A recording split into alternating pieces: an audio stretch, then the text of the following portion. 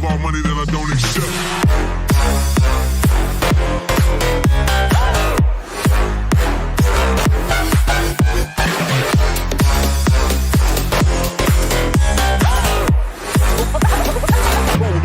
Like this.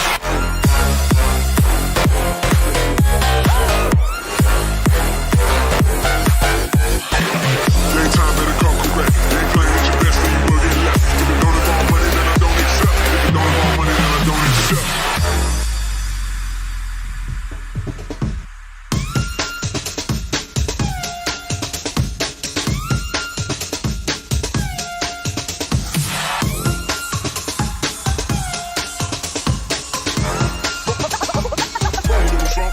Like this.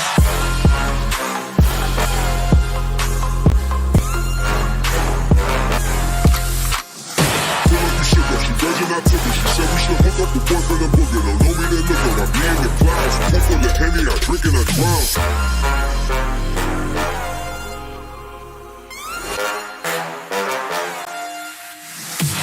Daytime better come correct. Ain't playing at your best, then you will get left. If it don't involve money, then I don't accept. If it don't involve money, then I don't accept.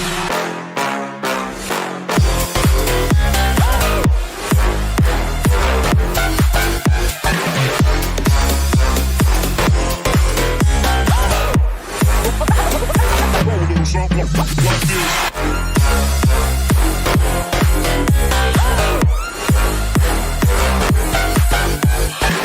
Daytime better come correct. Ain't playing at your best, then you will get left. If it don't involve money, then I don't accept. If it don't involve money, then I don't accept.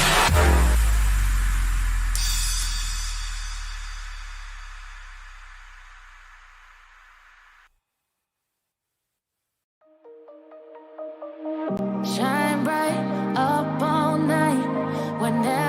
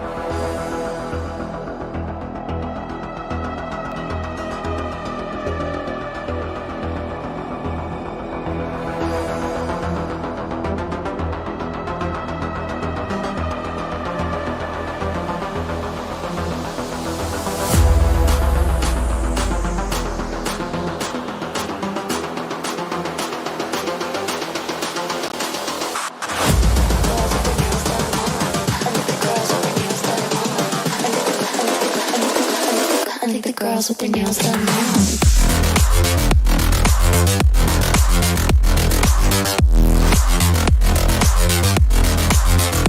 Girls with their nails done. I like the girls with their nails done.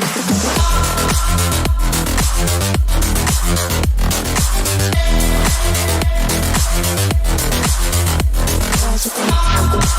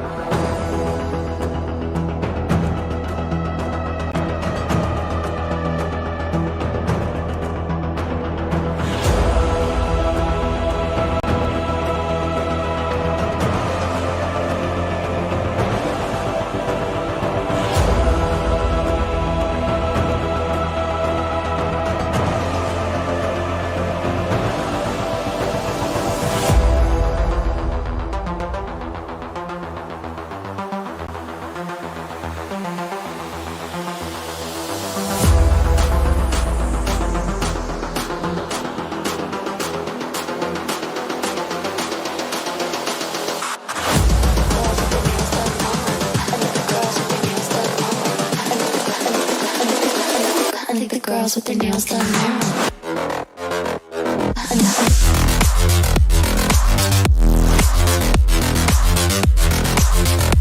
Girls with their nails done.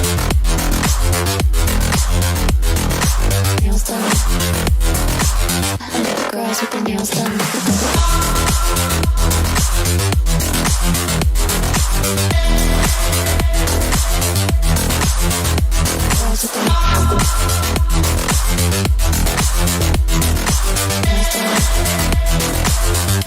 Girls with their nails done.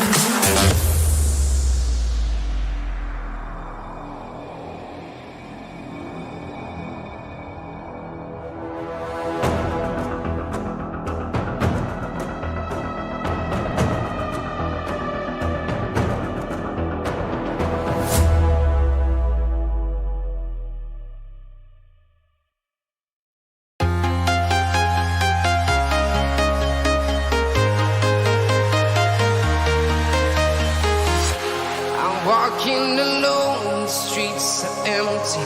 The only thing I can see is my own silhouette. I'm getting stronger, step by step. The clock is ticking, but there's no time for regrets. I've been flying from town to town, from London to Taiwan. I've been all around the globe, trying to protect your soul. We are heroes tonight. We will fly above the sky. We are heroes tonight. Yeah. We are heroes tonight. We will fly above the sky. We are heroes tonight.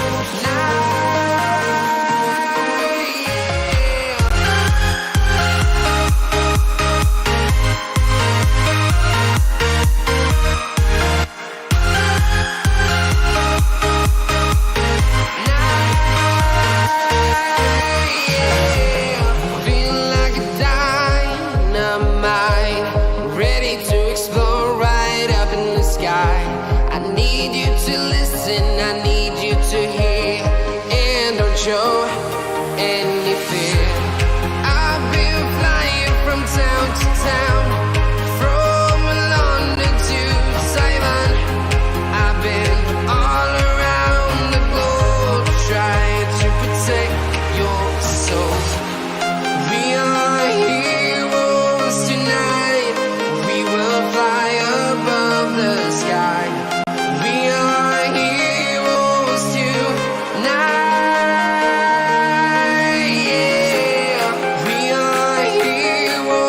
Tonight, we will fly above the sky.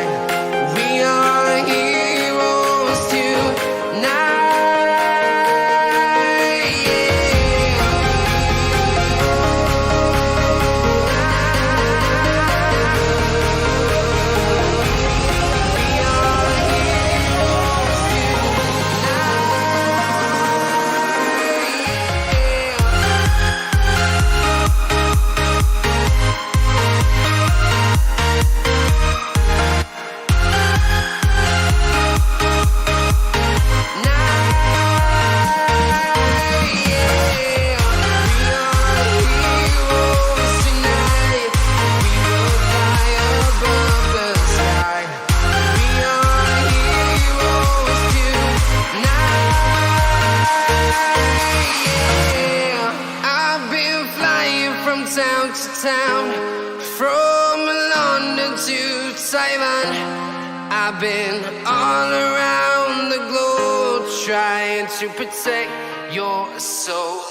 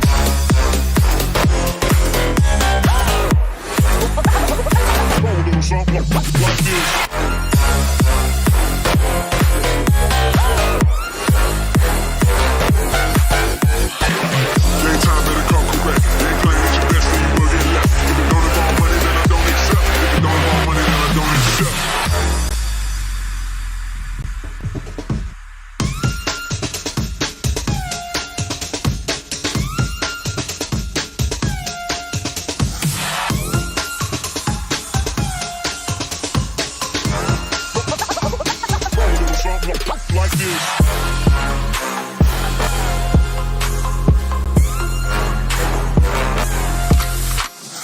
Feel like you should go. She virgin, I took her. She said we should hook up with boyfriend and booger. Don't know me, then look her. I be in the clouds. Pull full of Henny, I drink and I drown.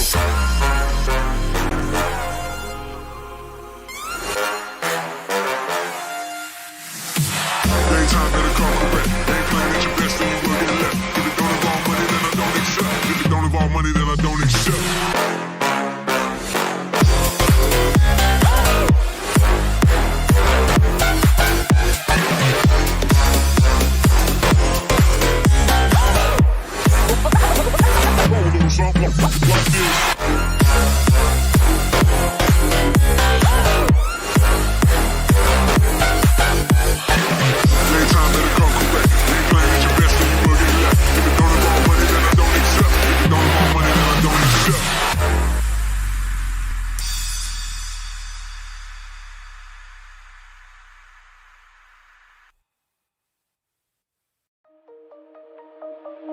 Shine bright up all night, we're never slowing down.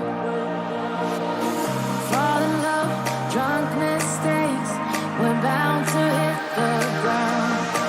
Gotta keep this feeling, keep on breathing, even if we're slipping away. So I close my eyes and lose myself now, do it like it's only today. We got a party for a lifetime. No, we ain't stopping for the sunrise. And we don't care about the bad nights. And for a second I can feel like this. Make me feel like this.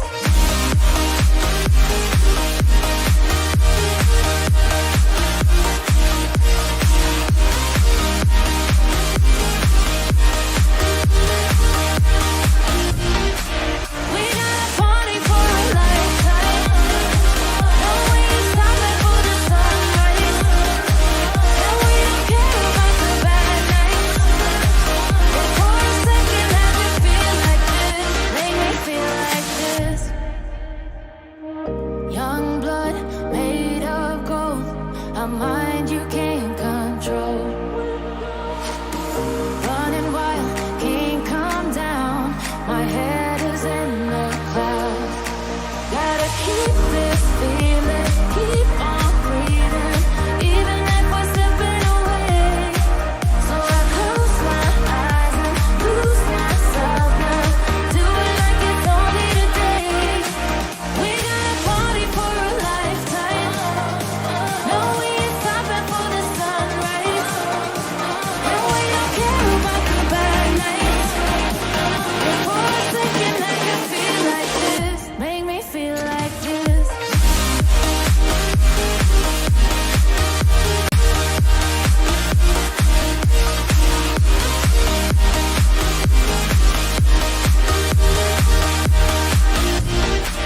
We got a party for a lifetime. No, we ain't stopping for the sunrise. And we don't care about the bad nights. And for a second I can feel like this. Make me feel like this.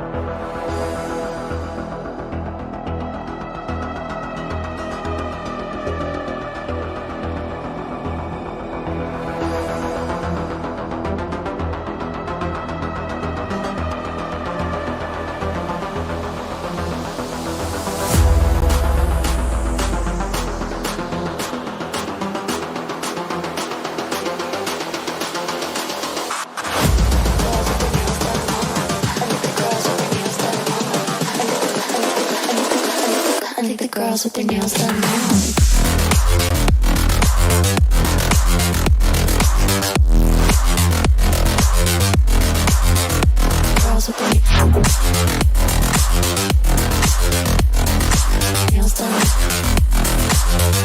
girls with their nails done.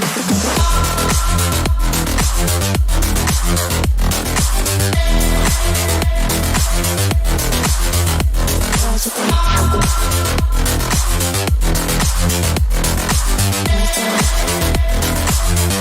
Girls with their nails done.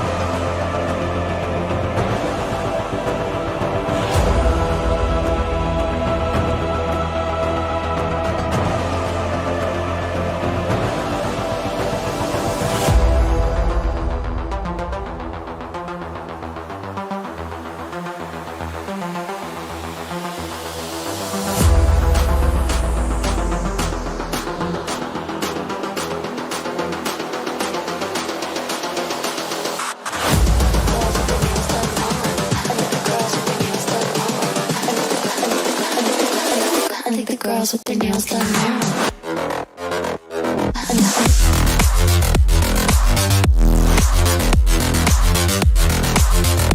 Girls with their nails done. Girls with their nails done.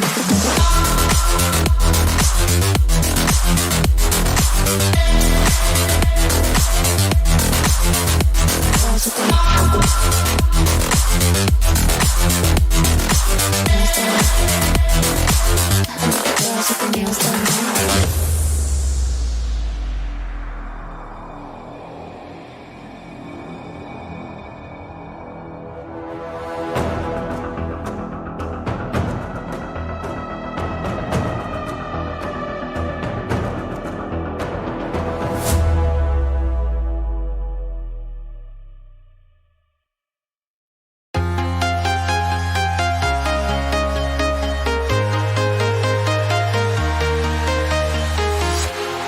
Walking alone, the streets are empty.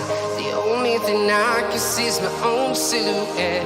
I'm getting stronger, step by step. The clock is ticking, but there's no time for regrets. I've been flying from town to town, from London to Taiwan. I've been all around the globe, trying to protect your soul. We are heroes tonight. We will fly above the sky.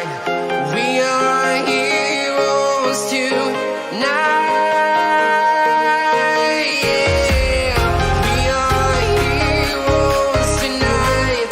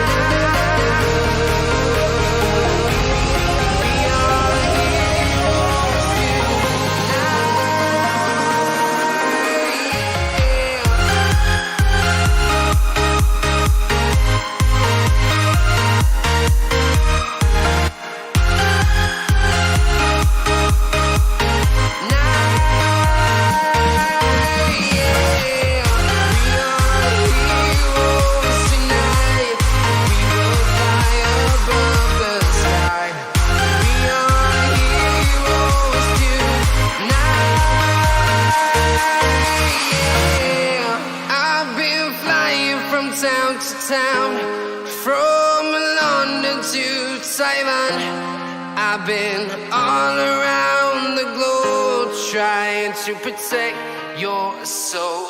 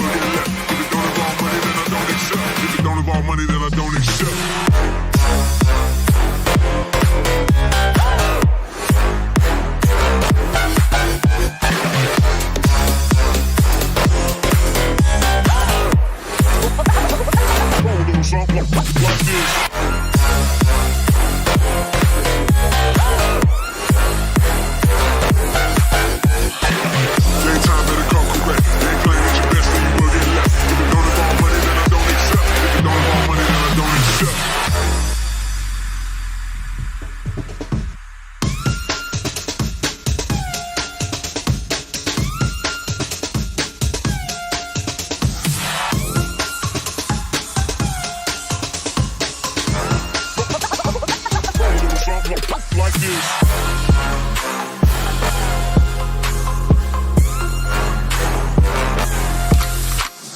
Feel like you should, but she doesn't, I took it. She said we should hook up with boyfriend and booger. Don't know me, then look up. I be in the clouds. Pull full of Henny, I drink and I drown.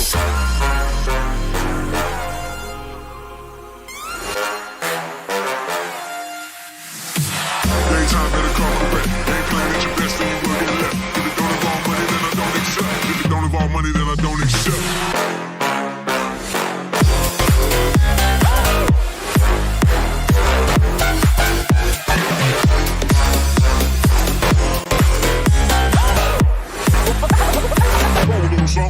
Like this.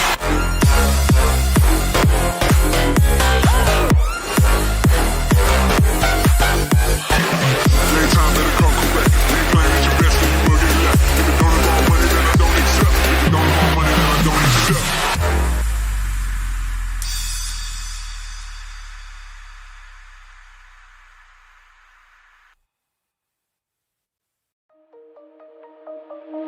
Shine bright up all night, we're never slowing down. Fall in love, drunk mistakes, we're bound to hit the ground.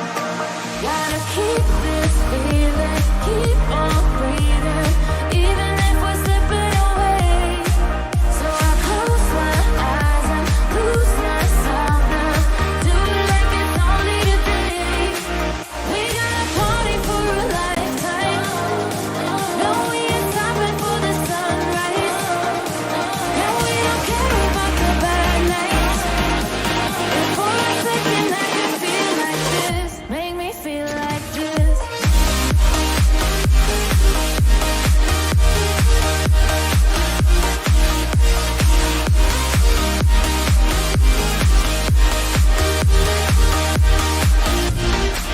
We got a party for a lifetime. No, we ain't stopping for the sunrise. And we don't care about the bad nights. But for a second I can feel like this. Make me feel like this. Young blood made of gold, a mind you can't control. Running wild, can't calm down. My head is in the clouds.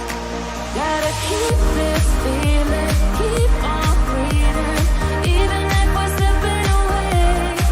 So I close my eyes and lose myself now, do it like it's only today. We got a party for a lifetime. No, we ain't stopping for the sunrise. And we don't care about the bad nights. But for a second I can feel like this. Make me feel like this.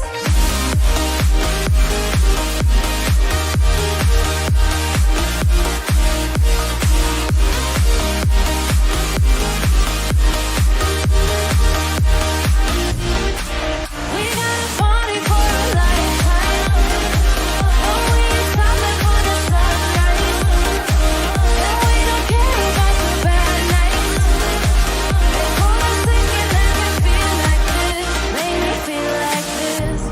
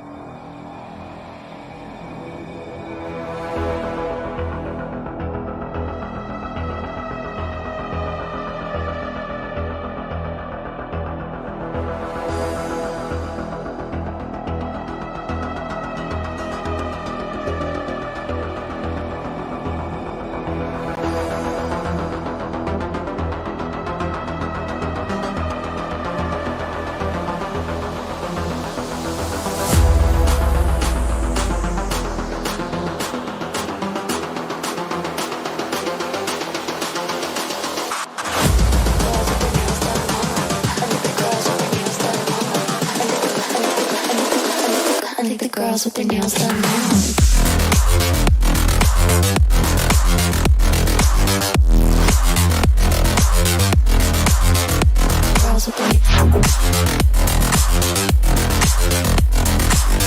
done.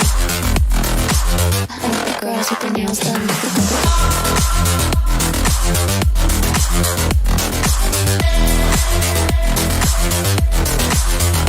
Girls with their nails done.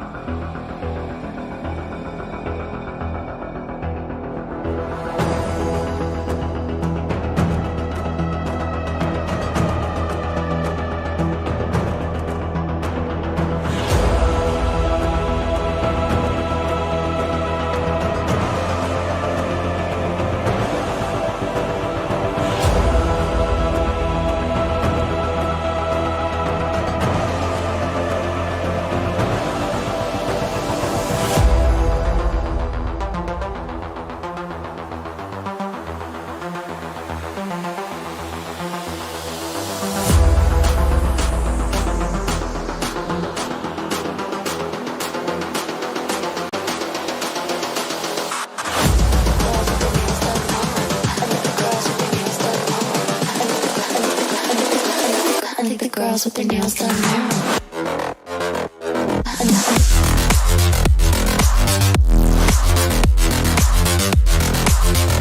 Girls with their nails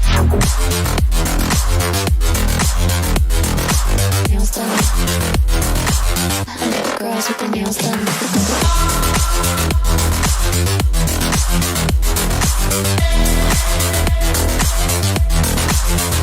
Girls with their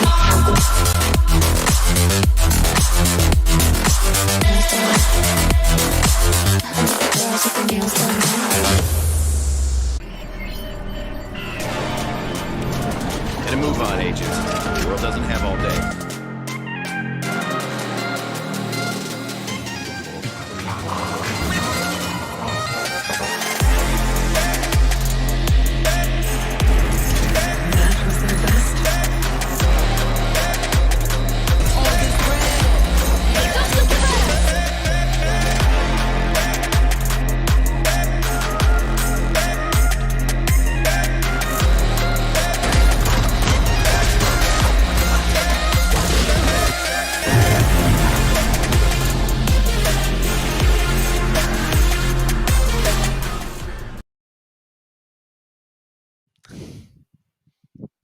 Hello there, Well, ladies and gentlemen. Hello there. My name is Rex James, and with me is my co-caster for the day, Zach. How are you feeling today, Zach? I am feeling very good, and it seems to be shaping up to be a pretty wonderful night because we have quite an exciting series of matches for you guys watching. It's going to be a best of three with a lot of prominent names, which I'm sure you'll recognize as we go into them. But meanwhile, how are you feeling, Rex? That's the real question here. Yeah, I'm feeling the same. We're kind of excited to see how our content creators shape up on stream today. A best of three series, with the best content creators from the country, in my opinion. So yeah, all's good. Just excited to be here. Yeah, me too. I'm really excited to see how we're going to be going, and we should be heading into the player lineups for both the teams pretty soon. Like I said, a lot of prominent names, a lot of names that you guys will recognize, and I'm really excited to see how these content creators are gonna like light up the screen for us as we go on with our games today. So, what are you anticipating the most, Rex? Ooh, I don't know. I'm here to see, like, since this isn't really serious, it's a showdown, you're just here to have fun with your friends, like, if you see some streamers. So I am expecting a little bit of fun going around here. Not much tryharding, hopefully. Otherwise, I do love myself a little bit of tryharding. But let's take a look at the first team over here. That's going to be Team AnkkitaC. We'll start off with Sick Warrior, Bullet, The Game, Trist, and lastly, Ankkita, who's the captain of the team. Yeah, I think this is a pretty good team so far. I think we all know Ankkita and Six, such vibrant personalities on stream. I think Ankkita performed pretty well in the tournaments as well recently when she was playing as their content creator. So definitely excited to see what Ankkita can do today. Meanwhile, though, we do have a couple of sweaty people as well in this lobby who are, that to make sure that it doesn't devolve into complete fun. but I'm sure that they Definitely. might end up taking a chill pill as well. I'm really hoping that somebody will end up doing something like taking up a no duelist or a full duelist lineup, or just trying really fun things like TPing and stuff like that. Using agents that we don't really see. For example, I would love to see Yoru being played. Like, Oh, definitely. I've been playing Yoru more and more, and I've come to Hmm. realize that he's a very underrated agent, and I really want people to bloody play him. So I'm kind of hoping that that will be the case here. Yeah. So out of these five, who do you think would play the best Yoru? Like just right off, if you were to make a guess. Ah, I don't know. Probably Dreist. I don't know, man, because I've only seen the gameplay Jet, and I've seen Ankkita mostly play Hmm. Killjoy or Sage. But I Hmm. mean, that's the nice thing about Yoru, right? Anybody can play him because nobody really has practiced much with him. So it's anybody's game here. But I would be excited to see somebody play Yoru here. Meanwhile, though, we will Yep. be going on with Xyaa. We have again Xyaa herself, very popular streamer, very talented lady, and we have Sai on our team now. Sai, of course. We've seen him on Jet. We've seen him casually delete people with those knives. Hydra Flick as well. Uh, Somebody who calls himself a content creator, but really like just a scary radiant, very scary player. We have Raman Chopra and Immutable as well. We saw Immutable on the Jet the previous day. Really phenomenal performance coming in from him. And what do you expect to see from this team, Rex? Yeah, definitely. Talking about Sai being the jet dagger with the operator kind of player, but we've seen him a lot of other roles as well. We've seen him pick up the Brimstone, Killjoy, Sage, a lot of roles. A little bit of Phoenix, Reyna as well, if I'm not wrong. So I'm definitely excited to see what he ends up playing today. He's going to be the player I'm most looking out for today in terms of what agent he ends up picking up. But yeah, man, a lot of great names like Immutable. We saw from Team Punished. He really had a great job with the operator. We've spoken about Bullet. He's now on OS, if I'm not wrong. He used to be on Valor before this. So there's a little bit of a new team coming in for him. So it's going to be exciting to see how he runs his new colors. Trist from the Reckoning roster. We've heard all about the old Reckoning roster where we had Ion over there. A little bit of a trip down memory lane for me coming down here, talking about Trist especially. And yeah, in terms of content creators, Hydroflick and Sai are the like we spoke about how even though they're content creators, they definitely can make the current pro players have a run for their money. Sai definitely is a pro right now. Even Zaya, Zaya is really underrated in my opinion. Like she's even throughout CS:GO, she's been I think one of the best female gamers coming out of the country. Like in terms of what we saw her from in through CS:GO days, and even Ankkita, yeah. Since you mentioned that we saw her in other tournaments, and she's been having doing a great job recently on in terms of the agency players usually donning the sage. So yeah, I'm just overall really excited about how this mix of teams comes out to, make one perfect team. Yep, and I'm pretty excited to see which perfect team is going to prevail. But more than that, I'm here for the plays. I'm here for the kind of stuff that people might end up doing for fun. Uh I want to see unconventional things happen. I don't want to see the same, meta going forward. I don't want to see double duelist initiator control the sentinel lineup. I want to see something whack coming out. Like that's the point of a show match. Like it's not for it's not just to win, it's to win in a very exciting way, and I hope that that's the motive as we go forward for these teams.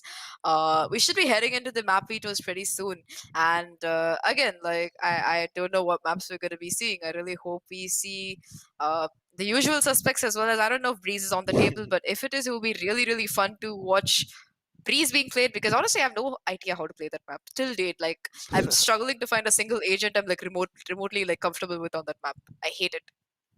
Yeah.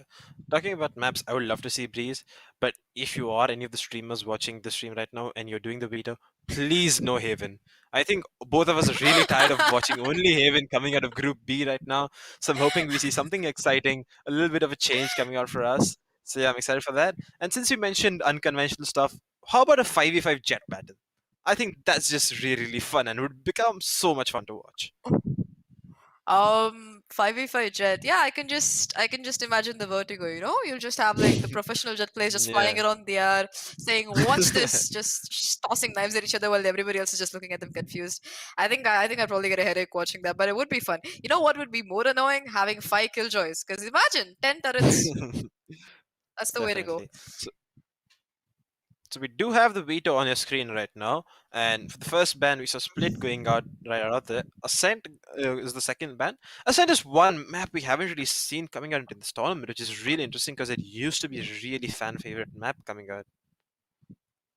I mean, since one of those maps that's it's playable in a variety of ways, and there's kind of like a lot of meta has evolved for it, and it's one of the more popular maps. Maybe that's why people don't want to play it. Kind of bored of it.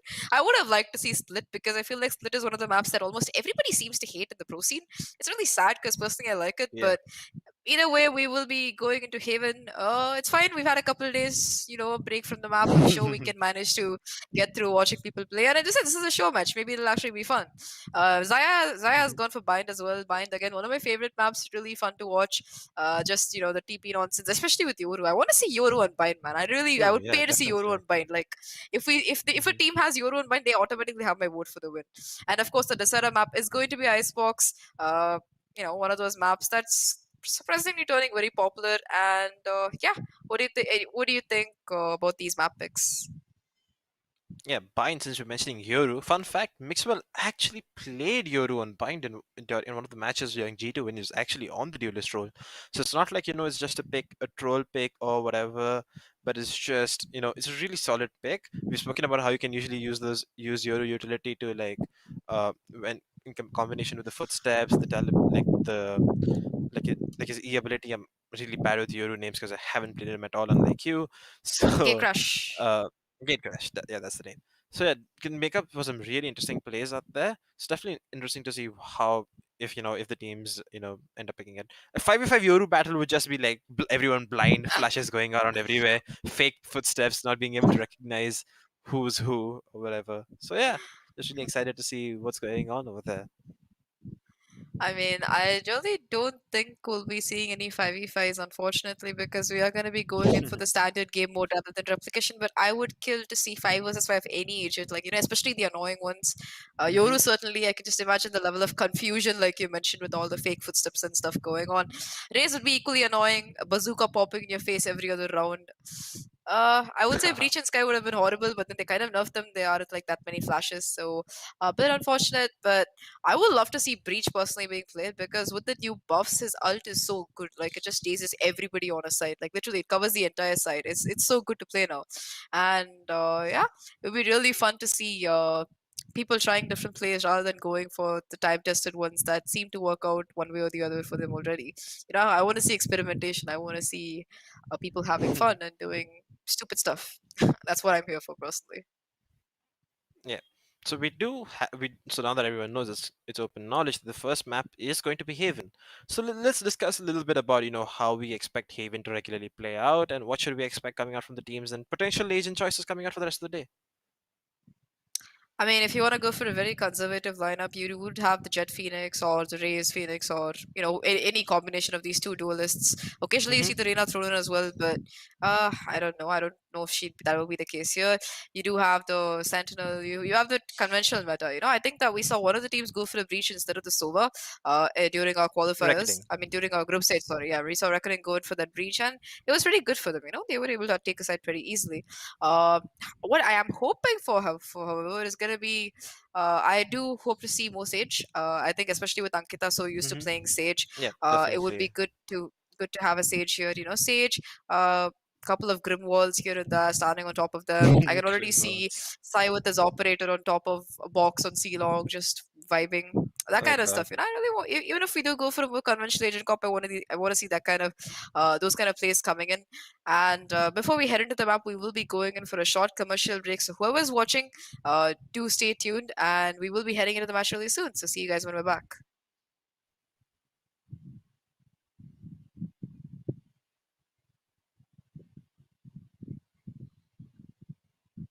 Okay, well. So yeah, so till the meantime that the break comes on, let's go ahead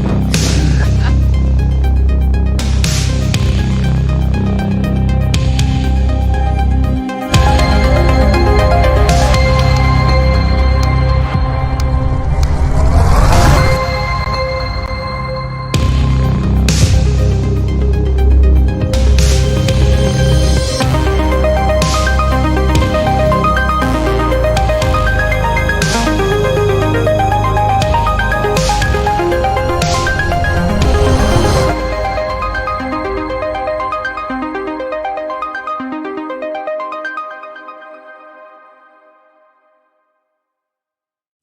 multiple awards for its exceptional performance and design, the G502 gaming mouse is without question one of the most celebrated gaming mice ever made. Now LogitechG has improved upon the iconic with a new superior high-performance model, the Logitech G502 Hero Gaming Mouse. As its name implies, the new and improved G502 Hero Gaming Mouse is equipped with the next generation Hero optical sensor. It more than lives up to its moniker with performance that far outpaces that of previous generation sensors, including the renowned PM3366. A tremendous boost in its performance manifests itself with up to 16,000 DPI and the capability to exceed 400 IPS. All with zero smoothing and unbeatable accuracy. The Logitech G502 Hero Gaming Mouse also lands loaded with a wide range of customizable features. It boasts 11 programmable buttons, including a sniper button, which when held down switches the DPI to your precision aim preset. You can also tweak the mouse's balance to fit your personal preference, with 5 individual weights fine-tuning it from 121 grams to 139, whilst LightSync technology means you can enjoy visually stunning RGB lighting across 16.8 million colours. It also enjoys onboard memory for storing up to 5 different profiles, adjustable DPI with DPI shift, upgraded click switches, and an updated braided cable. To find out more about the new Logitech G502 Hero Gaming Mouse, just hit up logitechg.com.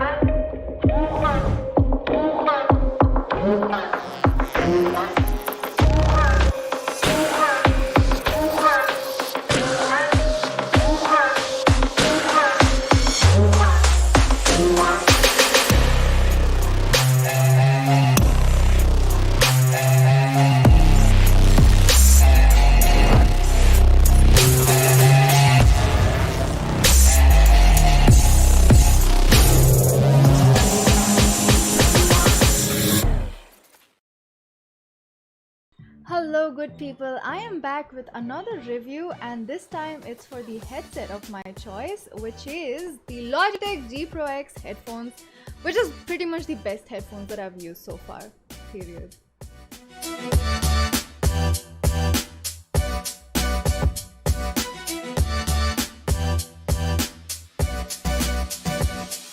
The Pro series is all about design and collaboration with esports players, a range of products which is perfect for gaming. It's gonna give you everything that you need and nothing that you don't. When we talk about the headset, there are a lot of features that are packed into this one headset. For instance, it comes with a Blue technology mic. Now, if you're not aware of what a Blue technology mic is capable of, check out my recent video where I did a review for this Blue technology mic. There is quite a lot of difference between like a full mic setup, but Logitech G has done a commendable job at giving you the best possible headset mic experience. There are some endless possibilities with this mic. I will showcase that when we cover the G Hub software, and I will show you how to use this headphone to the fullest. So first, let's see how the headset looks like. The hardware seems pretty solid, as we have come to expect from all Logitech G products. The headband is like super soft and it has a nice stitching finish on the top. Like it's so soft, it feels really comfortable on the head when you wear it like for long durations of times. The headset feels really premium quality and it is quite stretchable. That means it's good head support. There is this like stamping of the Pro into the leatherette on the top, which looks really cool. And then on the sides there are these like aluminum hinges that is good for like adjusting according to your head size. And then on the sides there's also this like metal thingy which has the logo, Logitech logo on it, which looks really elegant. Like look at that, it's so shiny and cool.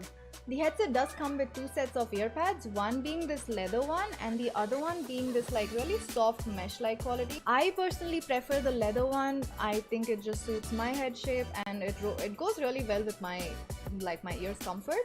but your preference could be completely different. As usual, Logitech G comes equipped with a lot of accessories like cables, manuals, stickers in the box. Your headphone comes ready to be equipped with any device. Now there is this one thing that actually enhances everything in this particular headset, and that is the sound card. Now it is included in the box. It gives you access to all the G Hub settings and makes your sound even better. Now time for the most important part, the G Hub software. Let me take you through all the features one by one. So this is what the Logitech G Hub software looks like. I am actually using my headphone mic for this recording instead of the Blue Yeti because I wanted to show you how the headphone mic sounds when I make changes to it in the software. Now these are the headphone settings. There is this advanced equalizer where you can make changes and make your headphones sound exactly how you want it to. There's also some presets like equalizer presets that you can use. There's Esports Pro Players presets, and then there's the game genre preset. Now if you want to copy the same settings that your favorite pro player uses, then you can always select from here. Like as you can see, these are TSM mid settings, this is Shox's settings. Now if you don't want to copy your favorite pro player settings, you can always just go by the default game genre settings. Like this is good for MOBA games like Dota 2, and then this is good for FPS games like Valorant, Call of Duty and stuff. You can also enable surround sound. Yep, it comes with surround sounds. So you can enable surround sound over here, and then you can select whichever mode you want, like for gaming, entertainment, and then there's sports. Yeah, lots of stuff that you can do here. Now moving on to the microphone settings. Over here there is the mic level. You can adjust the mic level, and over here you can enable the Blue Voice technology. Now like I said before, this mic comes with the Blue Voice technology, and this is what it sounds like without the Blue Voice technology, and this is what it sounds like with the Blue Voice technology. Let me know which one you prefer in the comments below. And again, even for the mic, you have the option to select presets for your favorite esports players, or you can just select from the Blue Voice presets. So currently I'm using the Broadcaster 1 preset. Now this is the FM station preset. I guess this is what I sound like if I was a radio jockey or something. And then this is the AM radio preset. Now this is the low voice soft preset. Broadcaster 2 preset. I think Broadcaster 1, like the default one, would sound really good. Now apart from all of, you can also have different settings for different games. Over here, I have the persistent profile on, which means same settings for everything. But over here you can turn these on. So if I want different settings for Modern Warfare, then I can have that. If I want different settings for Dark Souls, I can have that. So yeah, it's up to you. There's tons of customization that you can do with this software. Hello guys, welcome to this new video and this is me sick warrior. ये जो नया साल है ये काफ़ी ज़्यादा रोमांचक होने वाला है, एंड नया साल आया है तो नई चीज़ें लॉन्च होनी चाहिए, टेक्नोलॉजी एडवांस होनी चाहिए, और जो आप gaming peripherals, gaming accessories use कर रहे हो ये भी एडवांस होने चाहिए। So today we have with us G512 mechanical carbon keyboard. 2021 is here.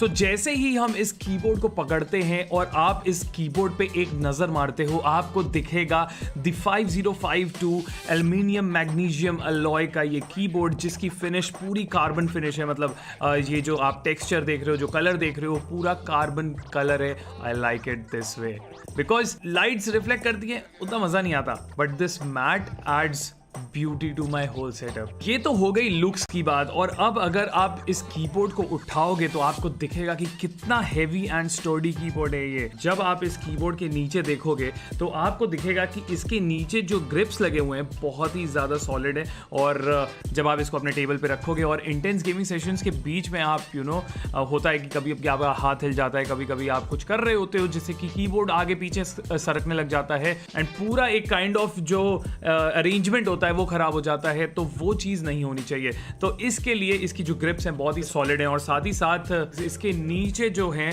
यहाँ पर हाइट एडजस्टेबल स्टैंड्स दिए गए हैं जिससे कि आप इसकी हाइट को एडजस्ट कर सकते हो। और साथ ही साथ इसकी जो स्ट्रेंथ है वायर की वो बहुत ही ज़्यादा स्ट्रॉन्ग है। मैं अब कैसे बताऊँ, इस पे इसको खींच के तो बता नहीं पाऊंगा। You get the point, it's very strong. तो इसमें जो स्विचेस यूज़ किए गए हैं वो है GX blue clicky switches which are very good and इनको मैं काफ़ी टाइम से यूज़ कर रहा हूँ इन स्विचेस को एंड मुझे कोई भी शिकायत का मौका नहीं दिया है इन स्विचेस ने। जैसे ही मैंने अपना कीबोर्ड स्विच किया ना और इस पे पहली बार गेम खेला, you could have seen the reaction on my unboxing video. आप जब मैंने इसकी लाइव स्ट्रीम पे अनबॉक्सिंग करी थी और जो रिएक्शन था वो लिटरली आप देखोगे तो आपको पता चलेगा। Doesn't matter how skilled you are, if you don't get a good oh भाई कीज का रिस्पॉन्स टाइम कितना तगड़ा था। मैंने ऑल टैप किया, फट से ऑल टैप रजिस्टर हो गया भाई। प्रेस करने की ज़रूरत ही नहीं है, बहुत ही ज़्यादा रिस्पॉन्सिव है। इससे क्या होता है, आपके जो एफर्ट्स होते हैं गेमिंग में वो कम हो जाते हैं and you will definitely enjoy your gaming more. इसकी जो लाइटिंग है वो बहुत ही ज़्यादा एम्बियंट और परफेक्ट लाइटिंग है जैसे कि मुझे पसंद है। और जब आप इसको अपने PC से कनेक्ट करोगे और साथ ही साथ LogitechG हब सॉफ्टवेयर को डालोगे अपने PC में तो आप इसमें बहुत सारी चीज़ें कर सकते हो। तो अब मैं आपको इसकी कलर चेंज करके दिखाता हूँ LogitechG हब सॉफ्टवेयर से। कलर वेव है, ब्रीदिंग है, जैसे कि अभी ये देखो ब्रीदिंग इफेक्ट मैंने इसमें डाला है। ब्रीदिंग इफेक्ट कितना बढ़िया लग रहा है and you'll fall in love with this। Starlight हो गया, एको प्रेस हो गया, स्क्रीन सैम्पलर है। अब इसमें एक फीचर और है जो कि मुझे पर्सनली बहुत अच्छा।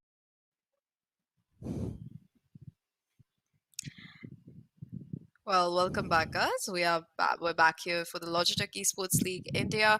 I'm Zach, and with me here is Rex Streams, my co-caster for the night. And after those exciting ads where we saw a bunch of amazing products, which you can totally cop, by the way, we will be heading into the game pretty soon. I hope that all of you have had a chance to grab your snacks or dinner or whatever you need before we go into it. Yeah, definitely. Sorry to keep you guys waiting, but some difficulties we need to get ironed out. But now we're all ready to dive into the games. It's going to be an exciting first map. It's Haven. We've spoken about the usual trend on Haven multiple times, right? We've spoken about how map control, you need early control, you need early information to to be able to abuse the rest of the map out. But without any further ado, let's head right into the agent select. I can see some interesting things going on right off the bat. We see Xyaa locking with Phoenix, Immutable sticking to his trusty Jet, Sai going towards his Killjoy, something we've seen him play before, not entirely new for us. Raman Chopra's locked into the Omen, which is something I'm excited to see, and Hydroflick looking at the Raze. Now, in terms of the other side, towards the attackers, we see Trist and the game opting for the duelists, Raze and Jet, respectively. Brimstone coming out for Sick Warrior, Bullet locks into his Sova. We've seen him play a little bit here and there on the streams and around here. And as we expected Ankkita to play the Sage role, not something surprising. Just excited to see how the Brimstone plays out from Sick Warrior. I mean, very conservative picks coming in. I'm just glad that at least one team went for 3 duelists instead of, just the usual 2 duelist combo. Hydroflick on the Trace, we've seen how effective he is. I'm very excited to see how Xyaa is going to perform on that Phoenix because Phoenix is one of those stronger agents on this map, I would think. We've seen it picked a lot, and it should be pretty interesting to see how she's gonna go about it. On the opposite side, though, like you mentioned, yeah, it's nice seeing a Brimstone. The Brimstone, despite his smokes getting a huge buff, hasn't really been getting much love from the pro scene the last couple patches. Because well, you only have 3 smokes, and when you're playing on a really big map, it's kind of hard to fake when you only have 3 smokes. Either way, though, you can see how. You can see both teams, pretty famous faces. You already probably recognize them, and it's going to be pretty exciting to see how it's going to play out. It's going to be Xyaa's team on the defense first. They do have that Killjoy. We do have Sai on that Killjoy. I feel like Sai's team, having managed to pick up yet another player who plays duel, this has really helped him find new horizons as a sentinel as opposed to just his usual Jet, and he's done pretty well, I would say. Either way, it seems to be a pretty conventional A hit coming in, and Maharani will get that first pick of the game, taking down the jet from the opponent team, and it is going to be an A hit. A nice shot from the game will take down Raman Chopra as well, and it is going to be a 3v5 retake incoming.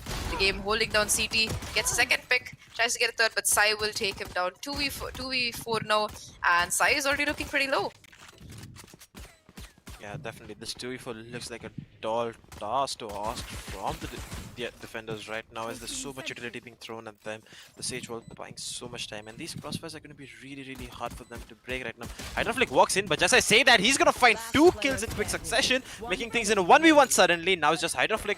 The nade is there towards Bullet. It's perfect, but does it do enough damage to get Bullet out? And it does! HydraFlick with a massive 4k to king things off in style and bring out a near impossible round for Team Xyaa. Does have the time to secure the defuse, and he's going to be feeling really happy about that one. I think so too. What a clutch coming in from them. I feel like the Phoenix, I believe it was the Phoenix playing under Heaven. Xyaa is kind of regretting her a wee bit of a whiff onto him, because HydraFlick, true to his name, just flicked onto her. And wow, what a shot coming in. Either way though, that's a good clutch coming in for Xyaa's team. And I'm sorry, who was playing the Phoenix there? I'm not sure. Either way though, it's going to be a nice clutch coming in for the defenders, and they should be feeling pretty pleased with themselves. I can already hear HydraFlick arguing, yo, why do you steal my ace, Sai? Or anyway though, HydraFlick again going forward with that Spectre, gets 2 picks already. Xyaa as well getting a pick. And HydraFlick might be looking at another 4k. It's just the game left now on the side of the attackers. Has made his way from down C-long into the garage and is trying to see if he can get another pick somewhere. But it's kind of unlikely. Spike has dropped at mid. No one really seems to care about it though. They're all on the hunt for these players, for the last player remaining on the side of AnkkitaC's team. And the game has a gun right now. This is very impossible. Sees one, gets 2. This is very doable. Waiting. Sees immutable, and it's going to be a 1v1 now. Just the Omen left. The game fairly healthy as well, 75 HP left on him. Doesn't know the position of the last player, so the Omen might have a small advantage. Grabs the spike and should probably be making his way to the A side now that he knows that the Omen is garage. Yeah, he does have enough time to get the spike planted in a favorable position and keep Raman guessing about his post plant position. He's going to do exactly that. With the spike going down, he does have the Blaze Storm active if required. Now it is really possible for the game here to win this 1v1. Does he opt in for the mind games here? He now has a rough idea of Raman's position. He wants to challenge this extremely fast smoke coming in and the sound coming in for the game. He's outplayed Raman right now, but Raman turns around at the perfect time and out aims the game there to kill him, denying the ace, other 4k, but denies the clutch over there. Yeah, I think the game had it. He could have played for time, but I guess, you know, when you're confident, you're confident. Sometimes it works, sometimes it doesn't work out. Either way, the game, he should be happy. He has his Blade Storm on board. He could go for that if he wants to, but he might just instead end up going for the Vandal, which is what we're seeing. Either way, though, that's a lot of economic damage being done, because we saw quite a few Spectres coming out for the side of Xyaa's team, and they will have to reinvest into those guns right now, and they might not really be able to afford to buy next round or even this round completely, because you see Mutable on that half armor. They aren't really playing this as a bonus round, so it's going to be pretty hard. Either way though, Mutable trying to cross over, getting a little bit of control down long, and Xyaa, a very unfortunate death coming in that. HydraFlick has made his way all the way over to the window. 2 kills, almost gets a third, but Bullet is luckily there to stop him, and it's going to be a 3v2 right now. Defenders on sort of worse guns, and the Spike still hasn't made his way up anywhere. It seems to be a B hit coming in so far. We see Sick Warrior with those smokes out. Such an unintuitive interface. God, I hate smoking with Grim. Either way though, Sick Warrior has made his way. Recon coming through, clearing backside. Nice coordination coming in from the team of AnkkitaC. And let's see if they can take this round with the advantage they have. Yeah, Spike does get planted towards the seaside. Side looking to get a little cheeky through the smoke right now. He spots the clothing there, finds skill number 1, but the game is quick on the trigger finger to find the instant trade over there. And Team AnkkitaC, they bounce back after winning the first buy round. I think that pretty excited. Quite enough damage being done, decent amount of damage being done. But either way, the round will ultimately go into the hands of AnkkitaC's team. And they also have a couple of ults on board right now from both teams. High Rufflick does have a showstopper, so if it does seem to be a situation where he can use it, he might be going for it. But either way, it's going to be the Sheriffs coming in for Xyaa's team, so AnkkitaC's team might be able to walk away with this round, but without too much difficulty. We have some early chip damage coming in towards Sai, who wanted to take a shot towards Garage, but just as I see that Immutable finds one with Sheriff, gets the spike down. Wants another one, but Bullet, doesn't allow him that and gets the instant trade over here. Triss looking to fight for Garage, does get taken down by Xayaa's Classic. But in the meantime, Sick Warrior and the Jet over there are making their way towards the A side. And looks like that's where the spike is headed as well. Smokes do come through, so there comes the combat sim to aid them with the gunfights. But Bullet's not rotating yet. The spike on his back. He's looking for an extra kill there, but Xyaa spots him out. No damage dealt to each other over there. And the rest of the attackers are just holding in towards the A side. Spike finally does make its way through, and Bullet will have enough time to get the spike down. But there comes the aggression from Hydroflick with his ultimate. Does find one, but the game is there with 2 kills for himself. Now is just down to 2v2 right now. The game does have his blades online, which can use to do some damage. He finds one towards Hydroflick. Now it's just down to Xyaa towards this flank. Does look like the game does know about the position and wants to fight for exactly this. And it's going to be an extremely close battle given the HP. And Xyaa is caught looking towards the other side, and the game comes out with a massive 4K to rescue his team. 11 kills for the man right now. Whew. He's feeling himself right now. For sure. I mean, the game, one of the more versatile Jet players. Versatile Jet player, not a line I never thought I'd see myself saying, but either way, we've seen him playing with this team before, and we've seen how good he can be on that Jet, and he's definitely proving that, well, if I can't, if I can't really be if I can't try something new, I might as well do better with what I already have, and that seems to be the case here. Either way, though, it is going to be scores equalized across the board. Both teams will have their full by this round, and it's kind of amazing that despite it being like a sort of a eco round for Team Xyaa last time, they did so well. But Sai, meanwhile, will be getting that kill onto the game with the turret. He has his lockdown as well, so we should see it going down. Multiple players tagged by that recon. Triss will throw that. Will be throwing that nade across to punish him, and will somehow get a kill with it as well. Okay, the lockdown will be broken as well for the Sova ult, and Triss just holding onto the Razor, trying to make sure that people don't push it to the side too early. Meanwhile, the Maharani does have the revive, and she will be getting the game back up. So it's going to be a 3v5 retake. The Jet already super low. The remaining 2 players not really running low on time as well. Game gets another kill onto his enemy Jet, and it's going to be a nice paranoia coming through. Peaks before the paranoia hits, which is pretty unfortunate. It's going to be just Sai left, and Sai is like, you know what? I want nothing to do with this. Let me just go save this pretty gun I have. And that seems to be the end of the round. That's that. Sai does find a consolation kill towards Bullet, and that's going to allow him a little bit of money and this gun to carry forward towards the next round. He will only have an extra 1,000 credits given the recent changes to the economy, so he's not going to be in a position to drop the gun towards his teammates. And one would assume that the rest of the teammates are going to be forced towards lighter weaponry, while Sai plays in this Hero Phantom role and holds down the C side by himself, which is the trend we've seen coming out from him. Let's take a quick look at the scoreboard now that we're done with 5 rounds coming into this first half. And without a doubt, the game, though, leading the charge for his team with 13 kills for himself. Hydroflick not far away from his duelist partner, 10 kills to his name. Definitely going to look for a few extra kills for himself coming in now. It is going to be an eco round, and apart from Sai, they're not really going to have any guns. Sai trying to get a couple of cheeky wall bangs and doesn't really do much damage. Seems to be a B execute coming in so far. I think that they're aware that the team of Xyaa is kind of low on money. Bunch of stalling utility popped, but they are going to eventually be able to make their way into it. Immutable, though, catches the game off guard. You're not supposed to go along there, buddy. And it seems to be that the push has fallen apart without him. Bit of info from the turret will be relaying that there is a person on C side and they should be ready for this. It is going to be a C execute coming in. Saiho will take down Maharani. Spike dropped as well, but the trade will be gotten. It is going to be a 3v4 retake coming in for Xyaa's team. However, AnkkitaC's team has the guns and they're healthier. As I said, Boss gets yet another pick onto Immutable. One player is spotted, tries to get the no-scope, but Sick Warrior with the nice running spray down. Haha, running a nerf by the way. Will get that kill, and Bullet will get one onto Xyaa as well with a beautiful recon. It's just going to be the Omen left right now. And again, spam coming through. Finally, Boss the third on the round saying, yo, the game, wait up, let me catch up with you, homie. Gets 3k on the round to take fourth round for AnkkitaC's team. Yeah, just like that, the retake fell flat on its face on the back of Boss's 3k. And now we're gonna see the real weaponry come out for the defenders.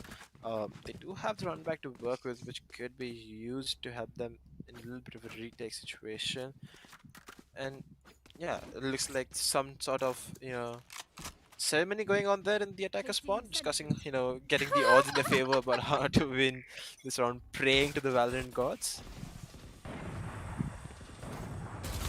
I think so. I think the ceremony, we'll see if it works this time. Either way, the Immutable starts things off by saying Jet Diff after the beautiful op shot. So Recon does spot a player, but it was a bit too late, and Sai is able to fall back to safety before the nade actually impacts him. Comes back to the same position. Very, very cheeky play coming in from him. After all, they might not expect him to be in the same position, and the Raze Boombot is there to back him up as well. Bullet will push past it, trying to see if he can get a pick. Sai, however, will be tagged up by the players just waiting for him.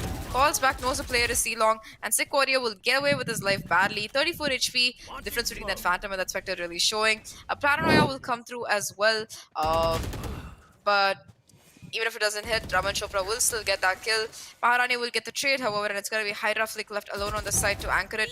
Sees one player taken down. Oh, the collab! Hydra Flick with the 3k will get the round for Xyaa's team, and he should be feeling pretty pleased with himself, I think. Yep, the prayers didn't work out. The ceremony just failed. I think they need to do it again. Maybe choose a different spot for it? Maybe. Yeah, or, they so do something different, perhaps. Perhaps, yeah. Maybe sit in a circle this time. I think there's something wrong with how they were positioned. Definitely something wrong. Yeah. True. They should probably put the spike in the center and worship it. I don't know, man. A lot of things you can do different. Either way. I like that idea. We used to do that in Ascent, put the spike in the attacker spawn and go around it. Either way though, I digress. We will be heading into the next round, and you see again, Immutable just holding down that line with the op. They're like, we want nothing to do with this A side, and Hydra Flick pushing through, trying to get a couple of wall bangs and get spotted out. Maharani will push through, and she will go down. Hydra Flick with 2k already. This man doesn't care at this point. He's just like, I want kills. I don't like how these casters are only talking about the game. I want to be talked about as well, and I think that this is his appeal to us. Yeah, definitely. The game though, his operator is going to strike for one. Bullets gets one, and things are looking a lot better for the attackers. Just to say that, leave it just down to Bullet. Hydra Flick wants to get aggressive, but he's going to pay for that. Size 3k rewards the defenders with another round for themselves, and bouncing right back into it. Hydra Flick's just right now in a shooting range right now. He's just pushing, finding kills for himself, doing aggressive stuff. he's just having fun. He's just living his life right now. Ooh, that'd be so yeah, cool. he's playing deathmatch with Raze abilities, my man's chilling. You can see it on his face. He looks really pleased with himself. He's like, I'm just a poor soul trying to get kills off my grenade and my boom bot and the rest of it. Either way though, I think Hydra Flick is putting in a power pack performance. He's like, I'm not just a content creator, I might go by that label, but that's definitely not me. I don't know what you're talking about. A nice recon will make sure that nobody is close in that garage. That boom bot as well. Both boom bots meeting in the middle. Bit of interesting interaction there, but nothing much really happens. Hydra Flick realizing that there's nobody inside quite yet, trying to get a little bit control back. The Sova drone will come through, making sure that nobody's walked back in the recent time. Doesn't get a tag onto Hydra Flick, so they will be aware that he's there, and they don't know if he's still there. So they're going to have to be pretty careful about how they approach this. Hydra Flick has a showstopper now. This should be pretty interesting because everybody's sitting in garage, and if he chooses to show them a little party, it is going to be quite a party. And he gets tiring though by Sick Warrior. Oh. Simmons, Yep, the it is Sai is going to doing be a a lot of result. damage over here. Yeah, Sai's done a lot of damage though, just on the back of his Nano Swarm and the operator. He does find one, but it does get taken down by a nade. The game does get Raman Chopra, and that's also going to mean the Killjoy ult is now going to be out of the way. That's going to make life so much easier for the attackers here. Immutable wants to aggress and kill straight against his teammate. The game did hear him switch weapons. He finds one, but Bullet's trade is there in the meantime, and now it's just down to Xyaa. She does have the run back to work with, but Bullet now looking to see if he can just challenge Zank with Shock Dart to do some chip damage by him, but nothing really successful. And Trist in the meantime is creeped up right behind her right now. Time is surely of the essence. Time is ticking, and right now, ooh, it looks like they want a knife, but just say that Bullet swings out and finds the headshot, denying Xyaa the ability to win the round or potentially clutch it out. Wow, I've played less sweaty comp games. Interesting positionings and rotates coming in from Trustboss and Bullet. I guess they really don't want to lose the round, and that's quite obvious. Either way, the nice try coming in. Sai especially got a kill with the AWP, got a kill with the Swarm Grenade, but I guess that the Raise Nade just took him off balance. It's pretty unfortunate his death that is going to leave. He's still, Immutable still going to have money for the AWP, but Hydra Flick is going to be on a bit of a broken by you see with that Spectre, light armor. I mean, it's Hydra Flick, you know, that's still pretty dangerous. Either way, Raman Chopra taking a slightly aggressive angle as well. It seems to be an A execute coming in so far, and Xyaa can really do a lot of damage here, but Sick Warrior is like, nope, you don't get to use it on it back. It is going to be an A hit coming in. So Arjun clearing out more of the likely suspect corners. The game will get a pick onto Sai as well. So it is going to be a 3v5 retake incoming. Immutable tagged up a little by that nade. The smoke and the wall will come through as well, buying them quite a bit of time. Hydra Flick making sure nobody's hiding in heaven because they do have a jet after all. Ooh, a cheeky little wall bang will do a lot of damage onto him, leaving him at 13 HP. Is this really doable, Rex?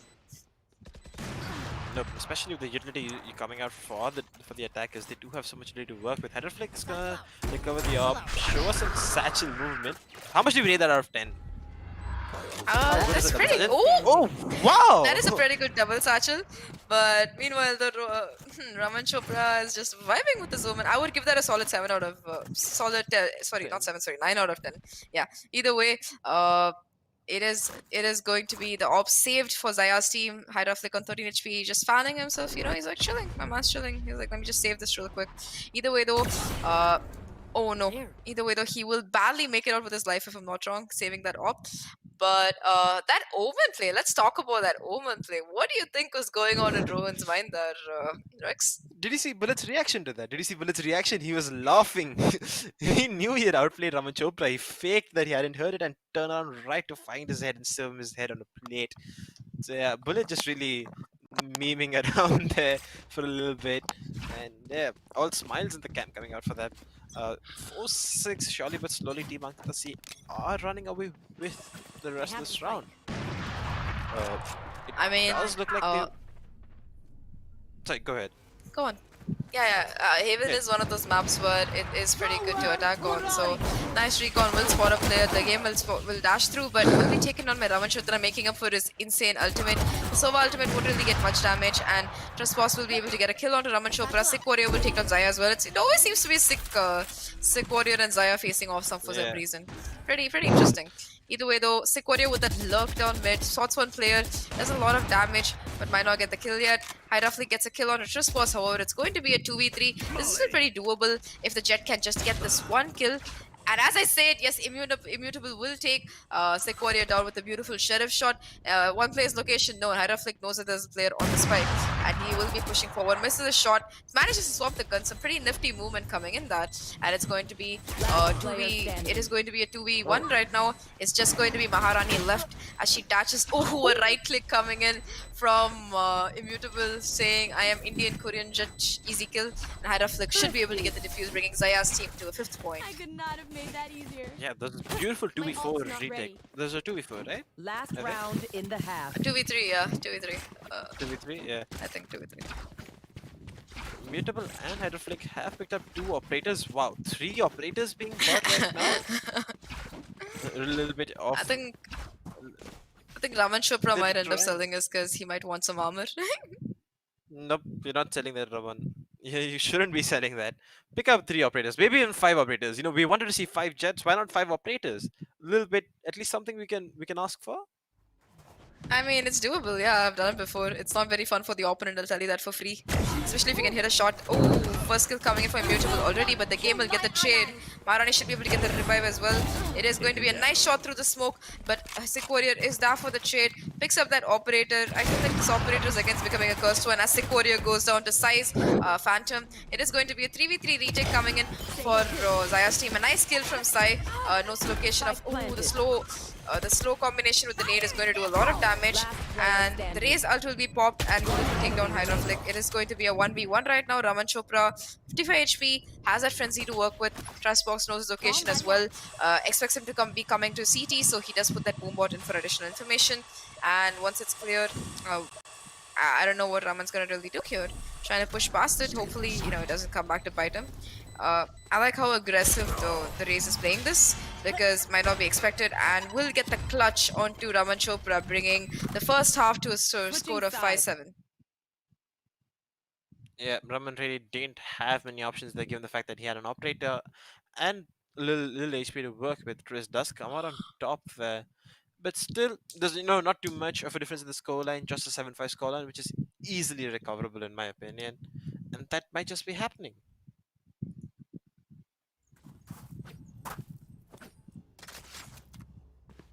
And now, hopefully, the second half that comes through.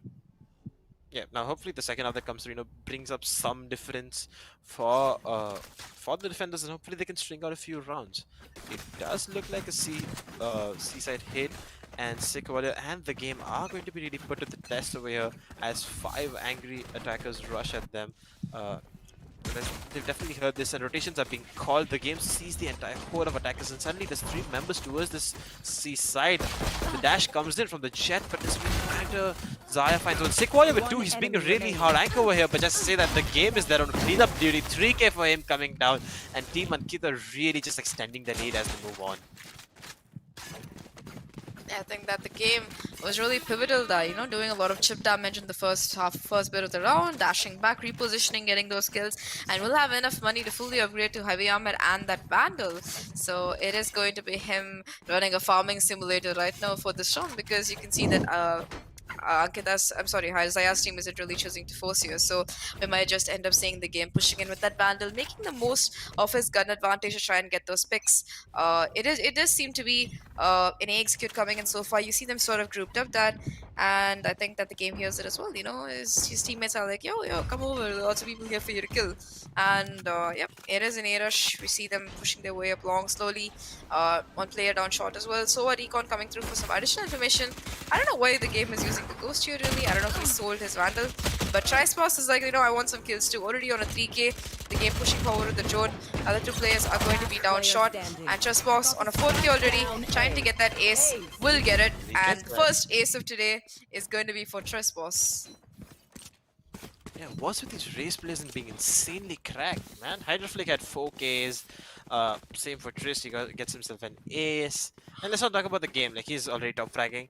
And the reason he sold his Vandal, I guess, is to be able to afford the operator coming into the first buy round, which the attackers may or may not expect. Now let's see what he can do with this operator, and right off the bat, it looks like he wants to challenge the C-long position and go in for a really, really aggressive shot. And he's going to do exactly that right now, but there's no one going to be there towards the C-long position to give him something to bite on. And he's gonna march forward without a single care for anything. And his position's becoming so good for them. Just as I say, the bullet gets caught with this drone, and the spike's going to get planted at the B side right now. But just as that, Driss finds one for himself. Ankkita's there with another one, and she finds 2 for himself. The Spectre's dealing great damage, and the game's already in T-spawn with his operator. Such a great position he's found for himself. Sai, though, does manage to stop the bleeding, gets 1 kill, but I'm not sure if they know about the game's position in T-spawn. And just to say that Sai gets taken out from behind Hydra Flick with a beautiful 1-tap there. It's now down in this 1v3 position. We've seen him win these before. He might be able to kill Bullet. He does exactly that. Bullet caught with his pants down with the recon in his hand. And now, in this 2v2 situation, Trist and Ankkita left to see what they can do against Hydra Flick. Hydra Flick slowly inching towards this base side. looking to see if he can get one kill before he really has to get the spike before him. Does he expect Triss in this position? Becomes 30 the seconds major left. question here. And he's got looking the other side. Triss pre-fires a few bullets, but that's not really this position. Hydroflick peaks, does a lot of damage, but they're just exchanging blows right now. He does spot Ankkita as well. That's going to confirm both positions. Finds a third, but Ankkita's there to deny the clutch and pull her team through another round. 10-5. And Sequoia is just enjoying some chips as he watches his team, just finish everything up. You guys, you know what? You guys go ahead, finish it. I'm just gonna sit back, relax, eat some chips. I've more or less skipped my dinner to play the show match. But hey, let's get some good Valorant going on here. I think he might have ate early as well, but either way, I could use some chips right now. Looking at that made me feel really hungry. I feel kind of bad for Hydra. I feel really bad for Bullet. Like, there's nothing more depressing than being caught with your arrow in your hand. But either way, it is going to be yet another round for Ankkita, and they have really picked up the momentum right now. Just was a little bit of nade being thrown a little bit early there, trying to get some aggression going. Gets that nice position down shot as well, so he should be able to hold this down. Sees multiple players coming in, does a little bit of damage, but somehow managed to get away unscathed. Gets one, gets two. This man is just playing deathmatch right now. Wow, Hydroflick finally able to staunch the bleeding, but Bullet is able to get the other two kills, and it's going to be just Raman Chopra left right now with that Spectre in hand. 57 HP to his name, knows a couple of players are here, and the game will pistol him to death, bringing Ankkita's team to 11 points on the board. Yep, they're definitely looking to fight for match point now, given that this round will be an eco the eco last round, so now they will have the better weaponry to work with. So let's see what they really bring to the board here. Mixed buys coming out, two phantoms, one of them with light armor especially, and Raman and Xyaa will have enough money to opt in for Spectres or maybe even Bulldog with light armor if they would like. Looks like Garage and this A side are where they want to go, breaking that Sage Wall early on, and Triss doing Triss things, getting extremely aggressive. Killjoy Molly's acting up right now. Let's not talk about that. Yeah, but just say that.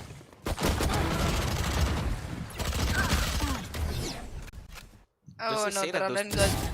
I have this bike. This weaker weapon really works in for the attackers right now, as they found so many kills on the back of the Spectres. Sequoia does find one to alleviate the pressure on the rest of his team, but now it's just down to him and Bullet to find a way. Bullet does find Xyaa, but Xya's gonna find a good shot there to kill him. Now just down to Sequoia in this 1v3 position. Spike planted towards the A side and could create post plant positions already assumed by the rest of the attackers. His position towards A shot is not revealed, but is definitely expected at this point. And Smoke's down. he does throw out a smoke towards the CT spawn, looking to see if he can get a kill. And surrounded with hungry attackers to get the kill onto him. And Team Xyaa, they survived to play another day, to play another round, looking to see if they can bring this to overtime or maybe even a 13-11 victory for them. I mean, it's always possible. Valorant is one of those games where you could be at match point and still, make a comeback to win if you, play it right, play your cards right. And I think that Xyaa's team hasn't quite given up yet. They still have the fighting spirit. Meanwhile, Ankkita giving a little bit of encouragement to her team. You can see them all. They still seem pretty relaxed for people who just lost a round. Either way, though, it is going to be another round. It seems to be a C execute. An early ult coming in by Choicebox, trying to see if there's anybody there, but nobody seems to be, in his clutches. Strider spot the Brimstone, and Sequoia gets that kill, but Immutable is going to be there for the trade. Maharani here as well.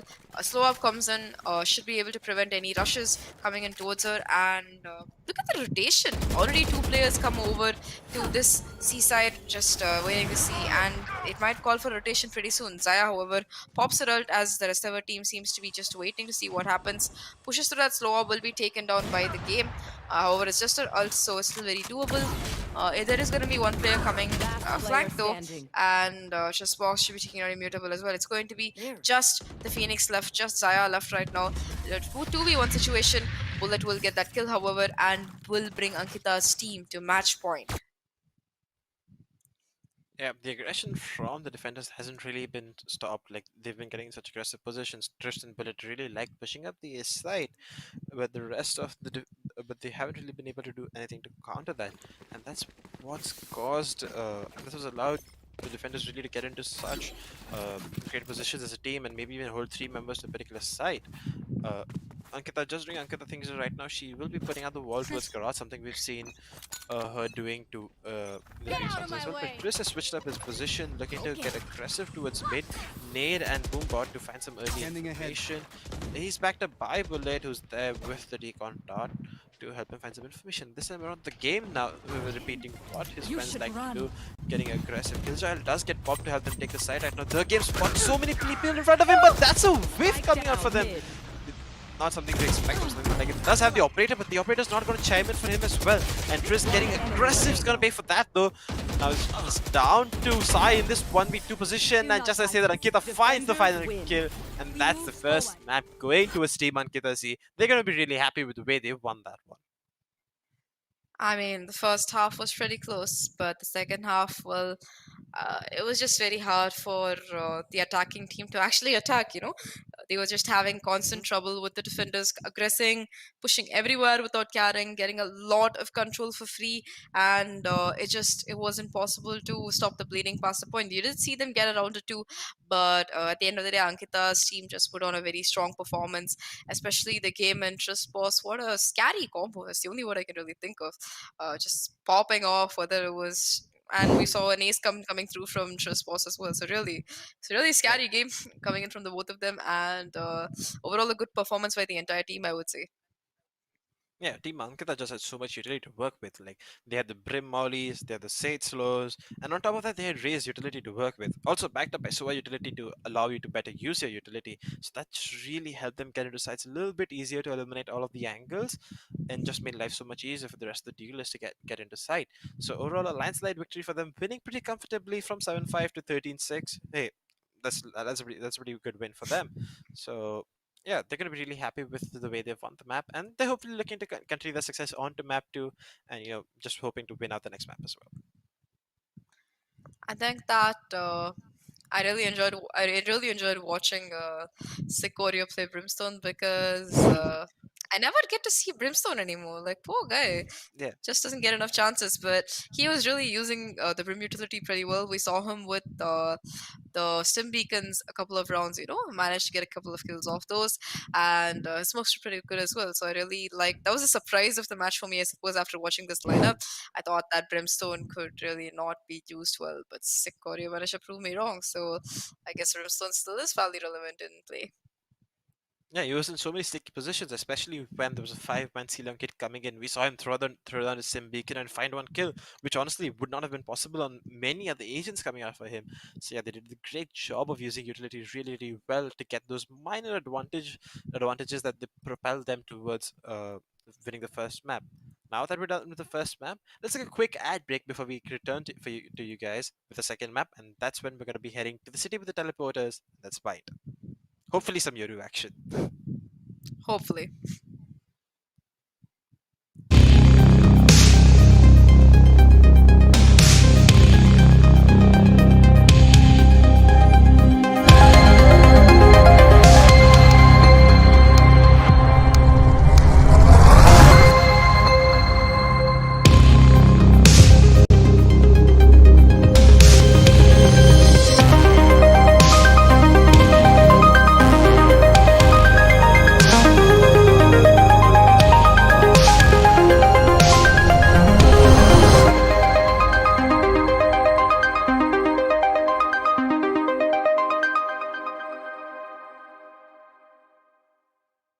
Winning multiple awards for its exceptional performance and design, the G502 gaming mouse is without question one of the most celebrated gaming mice ever made.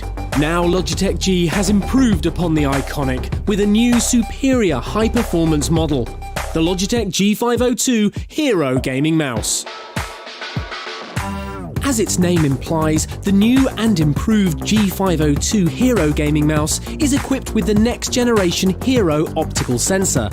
It more than lives up to its moniker, with performance that far outpaces that of previous generation sensors, including the renowned PMW3366. The tremendous boost in its performance manifests itself with up to 16,000 DPI and the capability to exceed 400 IPS, all with zero smoothing and unbeatable accuracy. The Logitech G502 Hero Gaming Mouse also lands loaded with a wide range of customizable features. It boasts 11 programmable buttons, including a sniper button, which when held down switches the DPI to your precision aim preset.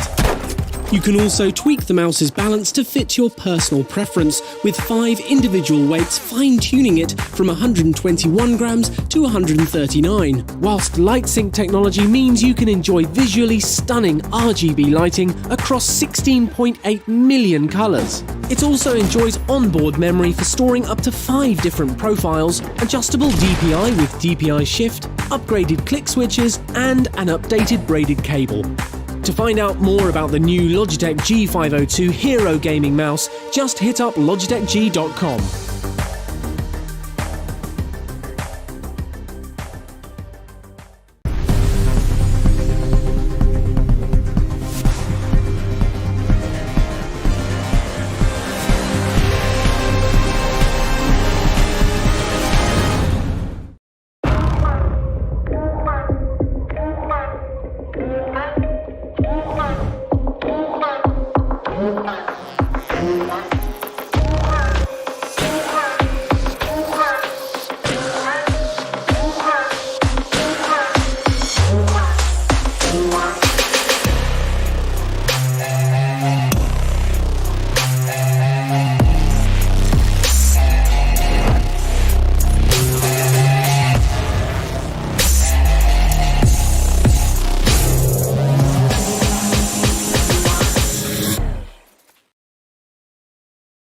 Hello good people, I am back with another review, and this time it's for the headset of my choice, which is the Logitech G Pro X headphones, which is pretty much the best headphones that I've used so far, period.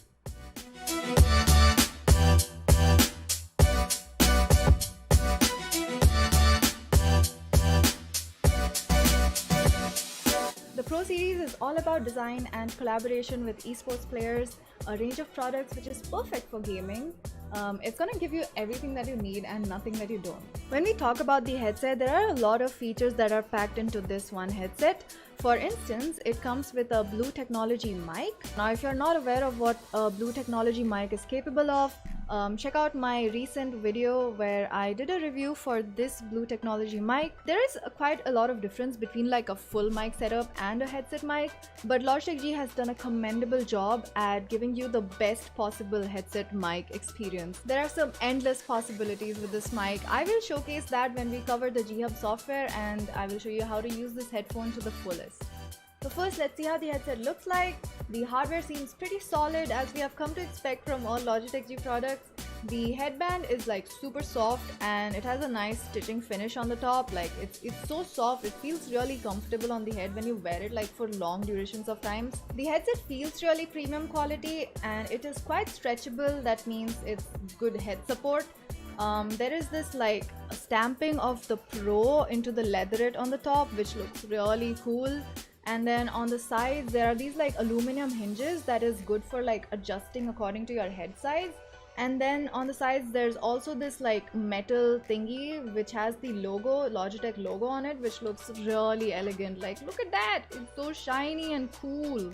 The headset does come with 2 sets of ear pads, one being this leather one and the other one being this like really soft mesh-like quality. I personally prefer the leather one. I think it just suits my head shape, and it goes really well with my ears comfort.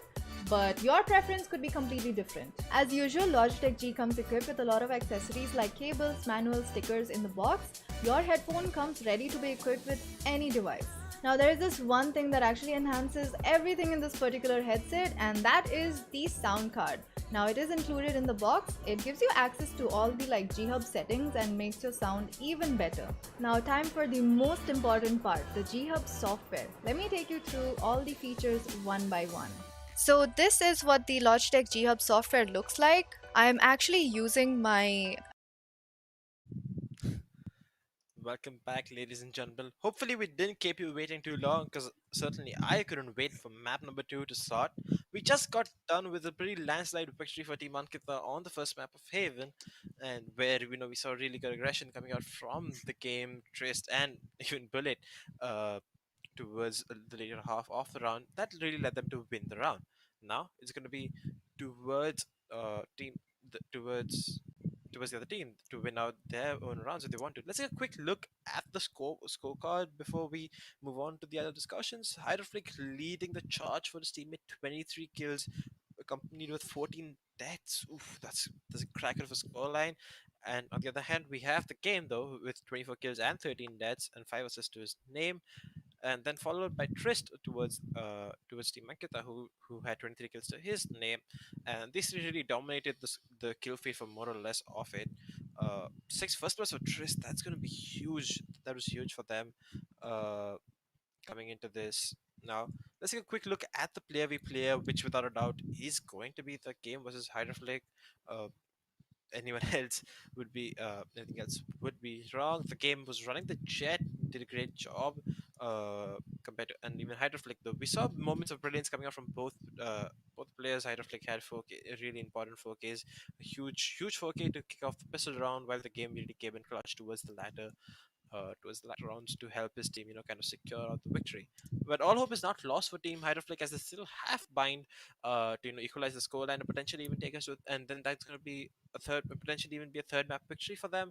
And yeah, so without any further ado, let's head right into the game. I'm sorry to keep you guys waiting for so long with my commentary, and now we're ready to head into bind. Let's hope we see some Euro. I'm crossing my fingers right now. I don't think your cross fingers really have much luck, but we are seeing what seems to be pretty standard picks coming in. Ooh, the game putting his hand on the new agent KO. So it will be nice to see some KO action coming in as we go into this game. Sai on his usual comfort pick, Jet, I would say. It must be nice for him to not have competition to really play it anymore, because Hydroflick does favor the trace. Immutable is going to be on that Sky. Raman Chopra on Phoenix, and I don't know if Hydroflick is going to still go in for that race, but if they do, it's going to be a triple duelist, a Sky and a Brimstone. Pretty strong for attacking, lots of firepower that you will be getting. Meanwhile, though, we see the game going in for KO, and I am very excited to see how this is going to work out, because KO is one of those agents that's still like, shaping up, as we go. It's still like the people are still figuring out how it integrates with the rest of the common plays. So saying that it is a bit of a new agent, I'm wondering how he's really gonna play in conjunction with the rest of the team. You're usually just used to seeing him go in as Jet and delete people, but as KO, let's see what he can really do. No Yoru coming in. I am very sad about it.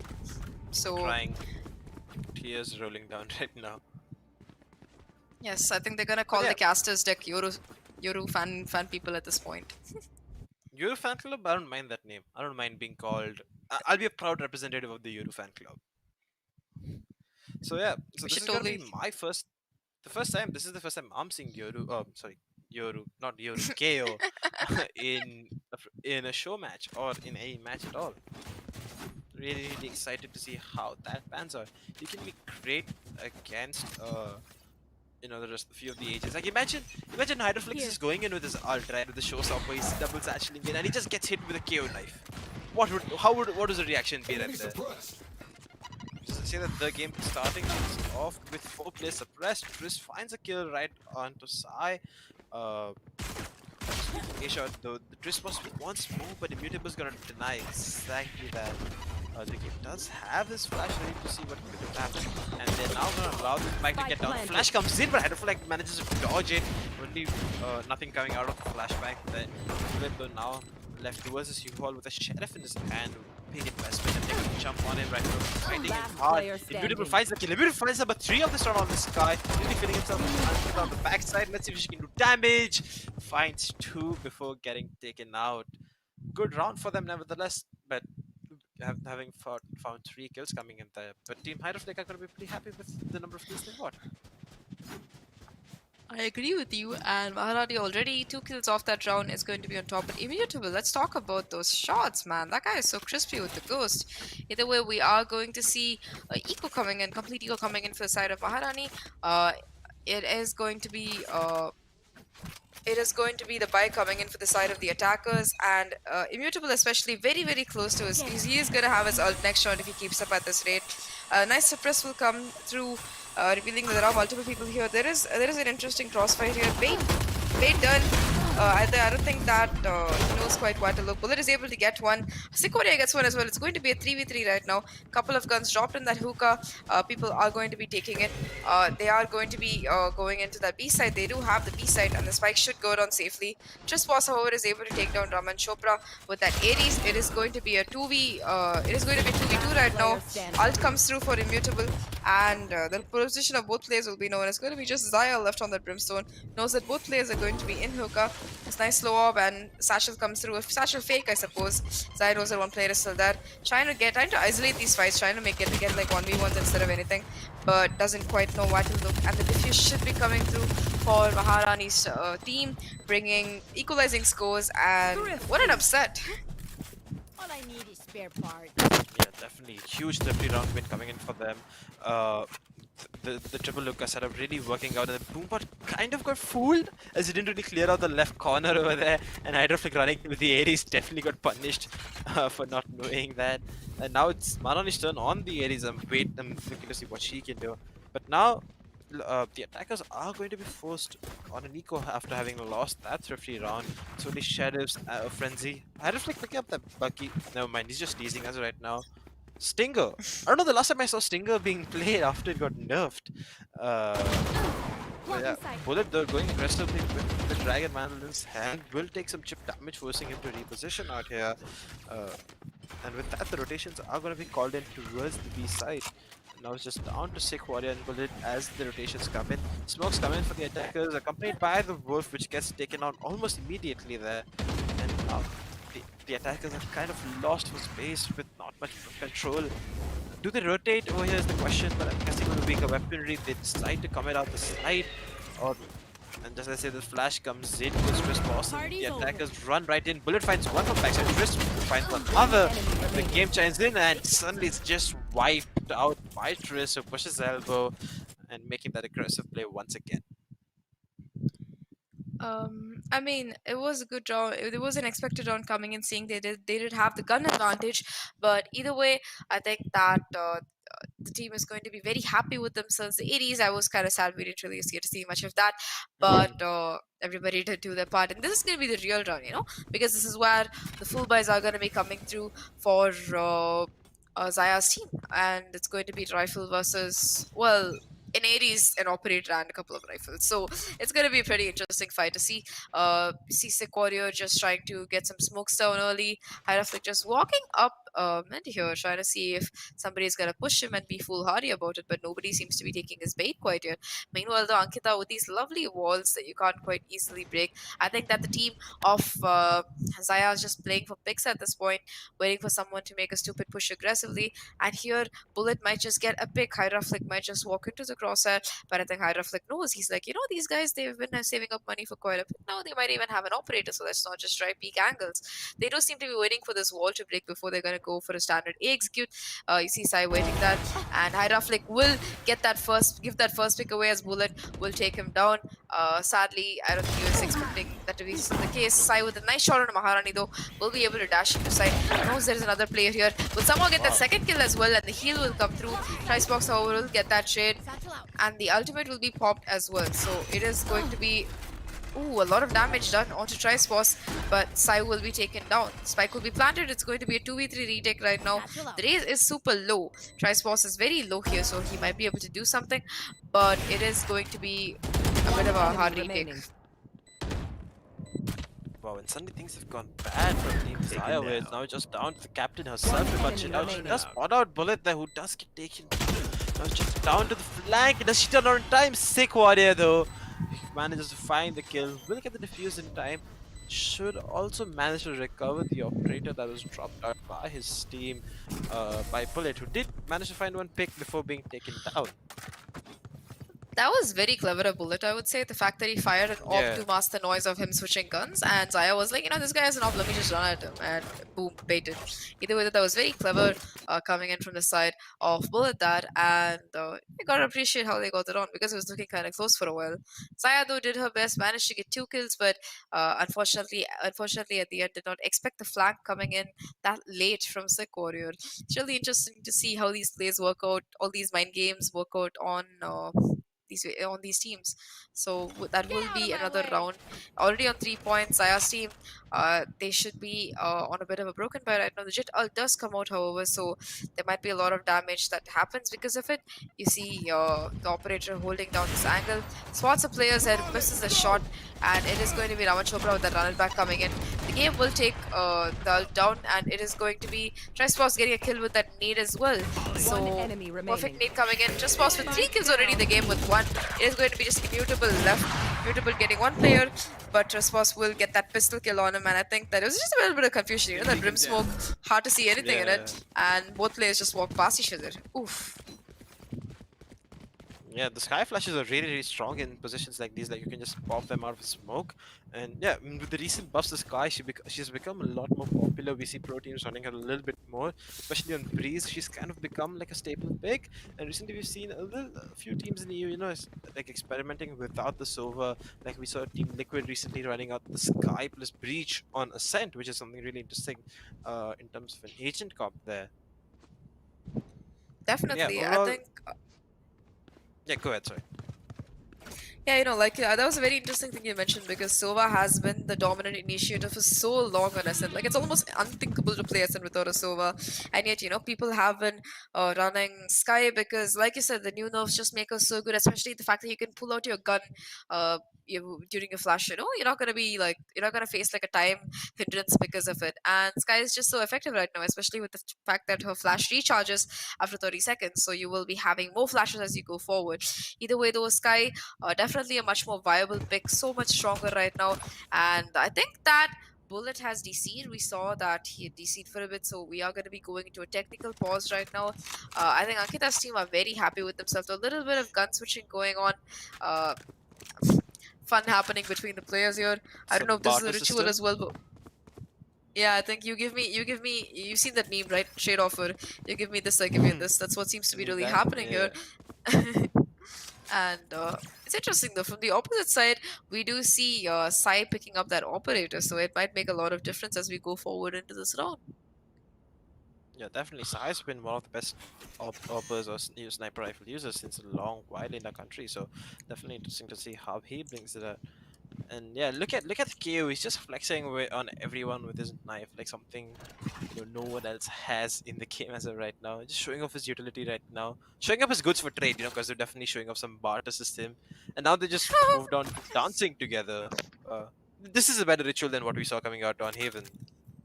It definitely looks more fun, I'll give you that for free. I don't think the race, that nade being thrown looks very fun though, but either way, they just do seem to be vibing, waiting for Bullet to reconnect so we can go on with this match.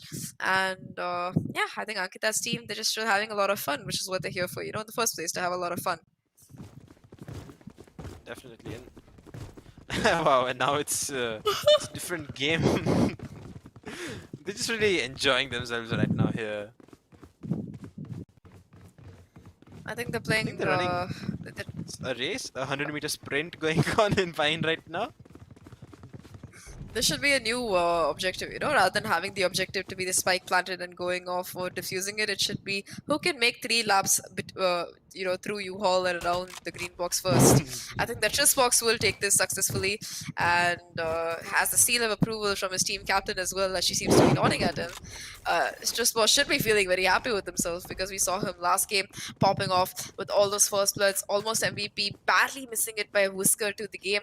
This game, he's this time around though, he's like, you know what, you can relax a little bit, have a little bit of fun with that KO.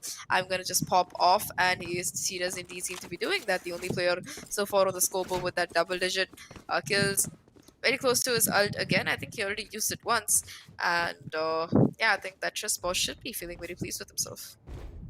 Meanwhile, though, let's talk about what else we do have this round. We have Bullet's ult, that Blade Storm bringing in additional value in case the operator doesn't prove to be annoying enough, should be able to swoop in and win pivotal fights for his team. On the opposite, we also have KO pretty close to his, and that could be massive because a shutdown of that order coming into sight, what's the point of having enemy utility if you can't quite use it, you know?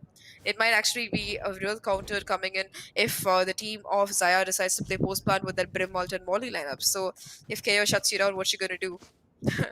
Either way, though, Maharani is also gonna be close to her ult, 7 out of 8. Yeah, same can be said of Hydroflick, who just and Immutable, who both each respectively only need one orb so that before they can fire out their ultimates. The Sky ult coming into a map like Bind, which is smaller, can gain so much information out for the team, and it's great to, like, you know, switch up like the base of the round. And the same can be said of the Raze ult. Like the Raze has been such a strong and staple pick coming into this map, and seeing, you know, the showstopper could really be interesting. We rated Hydroflick's. How much did you give Hydroflick's double satchel last map? Was it an 8? Nine, Was it an nine, 8 or a 9? nine, nine. Yeah, Nine, so nine. hopefully he's looking to get a solid 10 out here this time around when he gets his ultimate. I mean, I just don't give people 10 on principle, you know? I'm just that kind of a person. Don't mind me. Maybe he But, does. Maybe either- he'll do something. Tell you what, if he manages to get an ace off his ult, I will give him a 12 or 15 out of 10 because, you know, he would totally 15 deserve out it. of 10. Yeah, maybe If some he gets an flights ace off type his ult. movement. Ace of his ult. I think. I don't know. Maybe like a CO. We've seen it happen before. impression. Let's face it, we've seen it happen Yeah, before. yeah. Maybe a Seoldam Raze version. You never know. Oh, Seoldam on Jet. I really hope we do see some of that action. I feel like Seoldam is one of the reasons why the Korean Jet meme is such a thing right now. With Yeah. I don't understand when I go into somebody's face with my Jet Blade Storm, pop my right click right in their face, mind you, and sometimes it even shows that I hit a headshot and I do 135 damage. Seoldam, you know, Seoldam, my man. You can just click at somebody across the map and it will still kill them. With the right click, not even left click, but the right click. I don't know how the man does it. Either he's just exceptionally blessed or he just knows how to use the ult. I would really like to talk to him for some tips. But Seoldam, now that you mention him, is also notable for his Sky plays. Now we Yep, see. I don't know if you watch his montages. There are some really torturous clips of him just messing with people with Sky. You know, backing people into a corner, triple flashing them, or double flashing them these days, making sure that they're not having a very good time while they play this game. It's just very fun to see Seoldam on Sky as well. Like, you think that he was a Jet one trick, but then as of late, I've really enjoyed watching his montages with Sky in them, and it's just pretty fantastic to watch. Yeah, I don't really watch his montages because that'd be the quickest way for any Jet player to get an inferiority complex, seeing the way he uses the daggers. So I'm not one to watch his montages, but yes, I've definitely seen some clips coming out. And since we're mentioning Sky, if you remember the one clip where he had the Sheriff on an eco round and he really just hit 4 really nasty shots to win his team. It was on this map exactly, that too on the ace side when he pulled out something extremely spectacular with his weapon, the Sheriff there. I mean, that's just Seoldam having the aim of a god. We all talk about tens and we talk about how cracked he is, but Seoldam is one of those players who isn't really known outside the Asia scene, which is kind of a pity because he's just really, really cracked. Like, if you look at that leaderboard for the Asia region, Seoldam's always going to be in that top 10 or top 20. Like, every time, I go look at it to feel motivated about life, and I see Seoldam's name, and I'm like, yeah, you know what? If Seoldam is going to be there, it's very unlikely that I'm going to get there anytime soon. But either way, it's just fun to go look at what names I do know and don't know. Yeah, we've spoken about, since we're on the topic of initiators, we should talk a little bit about the KO coming out from the game now. How well do you think he's been donning the agent as of right now? Like, right off the bat, in the few rounds we've seen coming out from them. I mean, he's able to get a lot of initial info. His knife does work a lot like the Sova recon in that way. When you throw it at a wall, if anybody's in the vicinity, it will suppress them and also tell you exactly who's been suppressed. So you'll have a decent idea of who's what and who's doing what. So that's pretty good. Pop flashes, we've seen him try to throw them out, but they don't really seem to be haven't really worked yet, I would say. Like, it's a little bit unfortunate, but I think that it was more bad luck than him not knowing how to use the agent. I feel like we haven't really seen how good, well, for lack of a better word, I'm just gonna call it Molly. I know it's supposed to be like, It's supposed to be like a grenade, but it's really more of a molly because it just sticks to the ground like a slug and just goes off for the next couple of seconds. And that thing is really powerful. Literally, I saw somebody playing post plant with it a couple days, couple days after the agent came out in competitive. Like people already have lineups for that stuff. It's pretty impressive the amount of research that they put into this game. Yeah, you just gotta blame average Jonas for that. I don't know how many lineups this man exactly know for each and every map, but he's doing some magical things when it comes to his lineups. But the one thing really interesting about the Kia Molly is that it works a little bit differently in comparison to the Brimstone Molly and the Killjoy Molly that we've seen coming out. Like the fact that it can't do damage through, like if it doesn't have line of sight, is really different and not completely different from what we've seen from Killjoy, as her Molly can do damage to like what 10,000 walls or whatever. So, what do you think about that in general? That is true. The fact that it doesn't really do it through walls is pretty important. But I think that another thing that's really annoying about it is that it's not breakable at all. Like it's just gonna keep going. It's kind of Yeah, it's kind of like a definitely. cross between the Killjoy and the Brimstone Volley. I would say it doesn't really have a bounce either, Definitely. depending on how you throw it. Because if you can just it's just so good because it's there for such an extendable time period, and it's not really of a value that can be tanked. It's like the Killjoy volleys when they initially came out, and it's just really powerful. Either way, though, we will be heading back into the game. Finally, I think that Bullet is back. My man's managed to restart his PC, and we will be having just a couple seconds left on the clock before we see the game going forward. Either way, though, Maharani will be putting down her usual shower wall. The game trying to get a little bit aggressive here. Raman Chopra will be spotted, and the game will get a pick as well. So it is going to be a 3v5 right off the bat with that well-timed aggression coming in. Sayas will having that operator, trying to see if anybody's going to be pushing anywhere here, but that doesn't seem to be the case. Meanwhile, though, nice flash will will take away half of Bullet's house, and the suppression will be coming through with that knife, I think. Yeah, that's gonna deny some of the Ray's aggression coming. As Sais wants to keenly hold this angle towards his A-shot position, looking to catch some overextension coming out maybe from Triss, knowing that he likes to get aggressive in a lot of these positions. But Bullet knows that Raman had the spike there, so and he's gotten the big important kill. And with now them being forced to get the spike down, he spots Immutable, but Immutable lands a cracker of a shot against the operator there. And with that, they've recovered the spike successfully.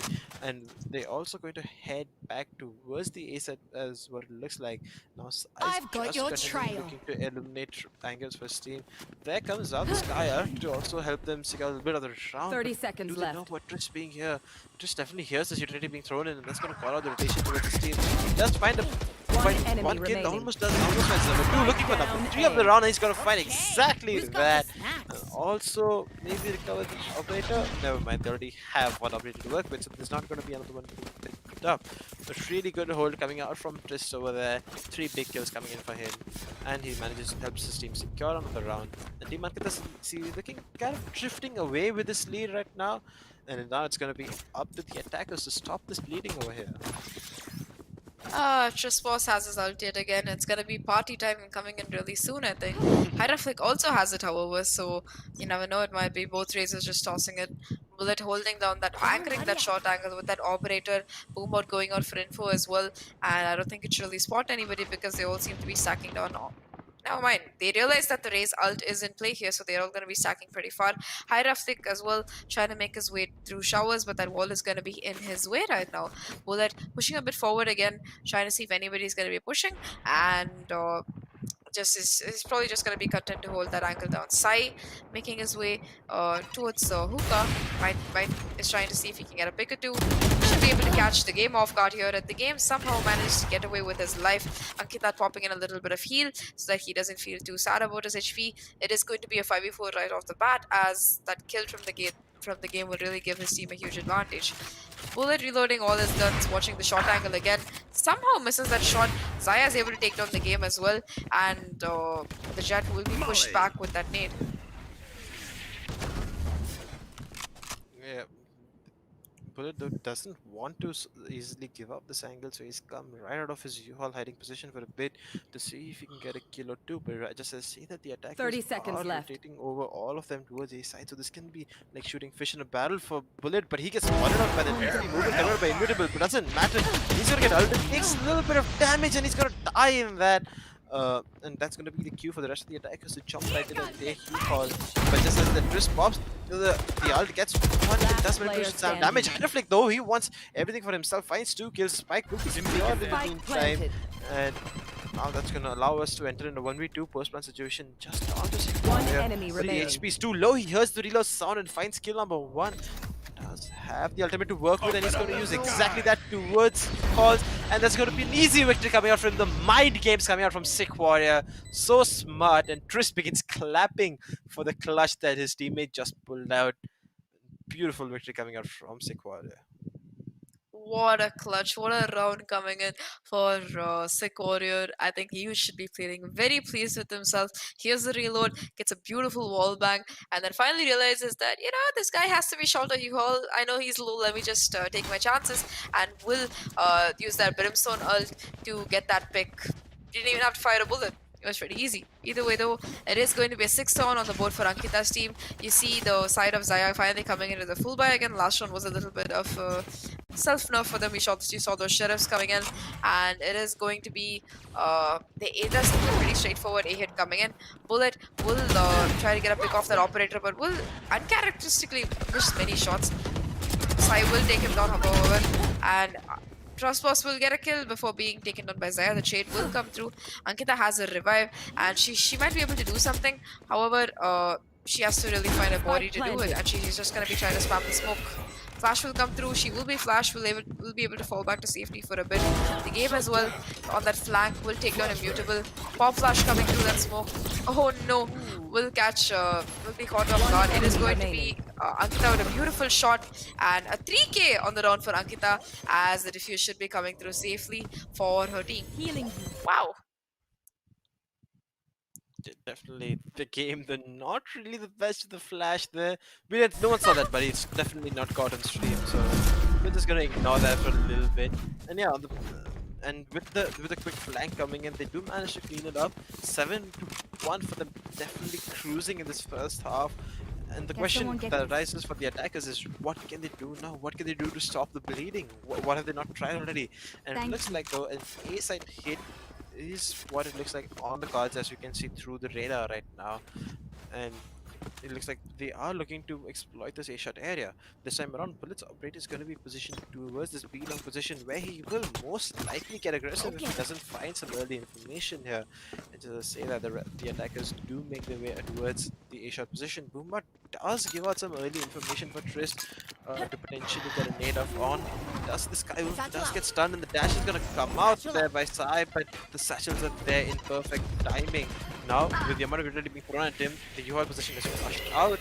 The trades going on right now. The flash is good and Xyaa is going to be able to capitalize on that, forcing for the first time in many rounds the defender to be in a man disadvantage situation in the retake. Spike planted. Sickboy does throw out some smokes, and Bullet has an operator to work with. Not the best weapon. Doesn't spot Hydraflick right under his nose, and Hydraflick is going to take him out for that. Now Sick Warrior, can he really step up, do the play that we saw him do in the previous rounds? Doesn't have the most utility to work with, and the attackers right now holding such great crossfires. He's most likely waiting for the game to come out of hiding. The game peaks. Beautiful headshot coming out from the then starts on the retake. Hydraflick though with his third for this round, and Ramon's gonna find one for himself, and that's gonna be number 2 coming out for Team Xyaa, as they finally managed to win out an attacking round after long years. I think that they should be feeling pretty happy with themselves. Finally, after 7 rounds of domination coming in from Ankkita's team, Xya's team managed to find something, and I think that's right off that first pick coming in for their team. Meanwhile, though, there's not really a problem economically for Maharani's team. They will all be able to still have their buys, and again, it does seem to be an A-shot exit coming in, because that was a thing that really worked. And a bit of early for the Boombot will catch a player. Hydraflick will take down Sick Warrior already. It is going to be a 4v5 right off the bat. Phoenix ult will come through as well. Trustbox taking quite a bit of damage. Ankkita has to stay alive here, has to try and hold down the seawall area. Will spot a player. Trustbox as well will take down the ult. It is going to be Ankkita tacked up quite a bit as she tries to hold on to the seawall control. So crucial as we go forward. Xyaa getting 2 picks with that Phantom first. It is going to be 1v3 right now for Ankkita's team. The game coming in. will spot Xyaa as well. No, I don't know if he spotted Xyaa here, but Oh, oh, God. gets caught with a flash at the wrong time, and Immutable will get that kill with a beautiful tap with the Guardian. The game always seems to be late to these parties. I think his timings are just a bit off. Yeah, we saw it happen with the operator in the game of Valor versus True Rippers, where the operator was just cursed, and that's the conclusion we reached because it kept exchanging hands round after round. And this time around, I think the flashes aren't really in the best spot for the game. You know, hey, we can't really blame him because it's a new agent, you know, a little bit of a different flash mechanic from the agents, the other agents compared like Phoenix, Yoru, and yeah. Bullet has picked up his trusty operator coming into the penultimate round of this first half. This time though, it looks like a big hit is coming through. Red's only down to Sick Warrior.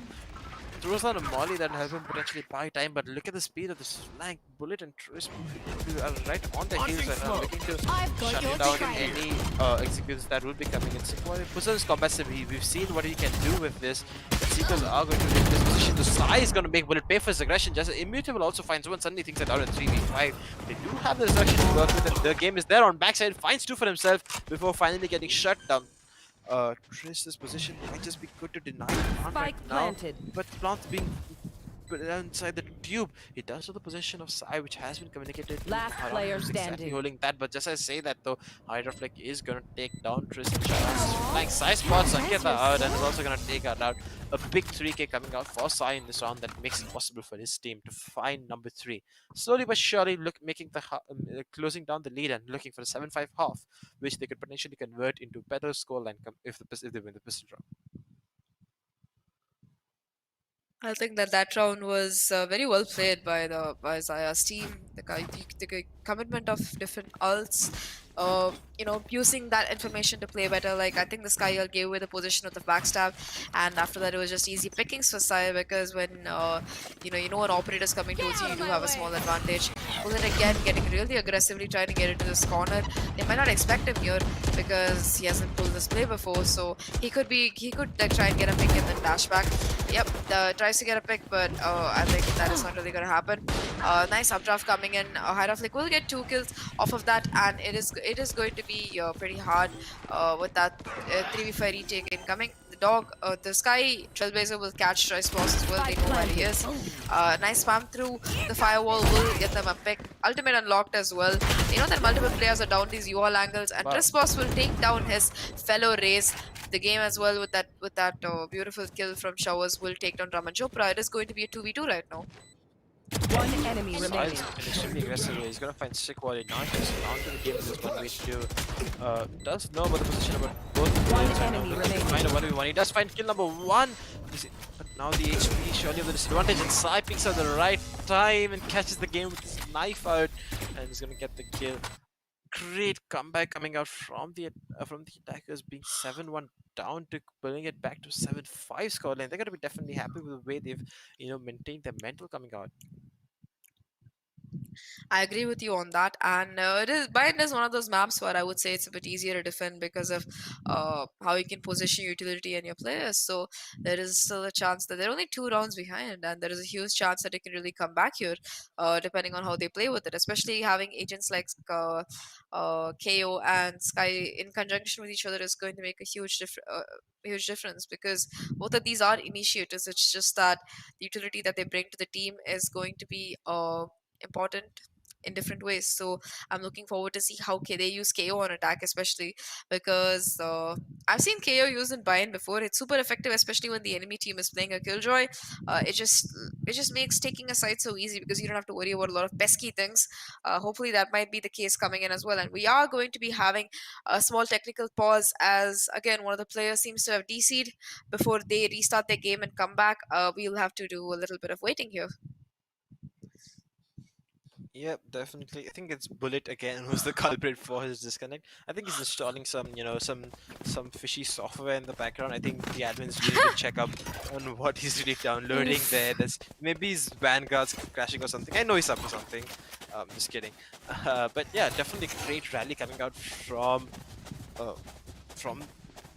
Team Xyaa coming into this first half. They were down 7-1 and managed to win string 4 rounds again, led them to pull back to 7-5 scoreline. And definitely with this pistol round, if they win this pistol round, things could be being like what. So yeah, and it's gonna be lights out right now, and we're gonna be back in action as the pause has been lifted, as Build is back. I think the software update on his hacks has been finally downloaded. It's going to be really exciting to see how they like to use the solo initiator in the KO to execute towards sites right now.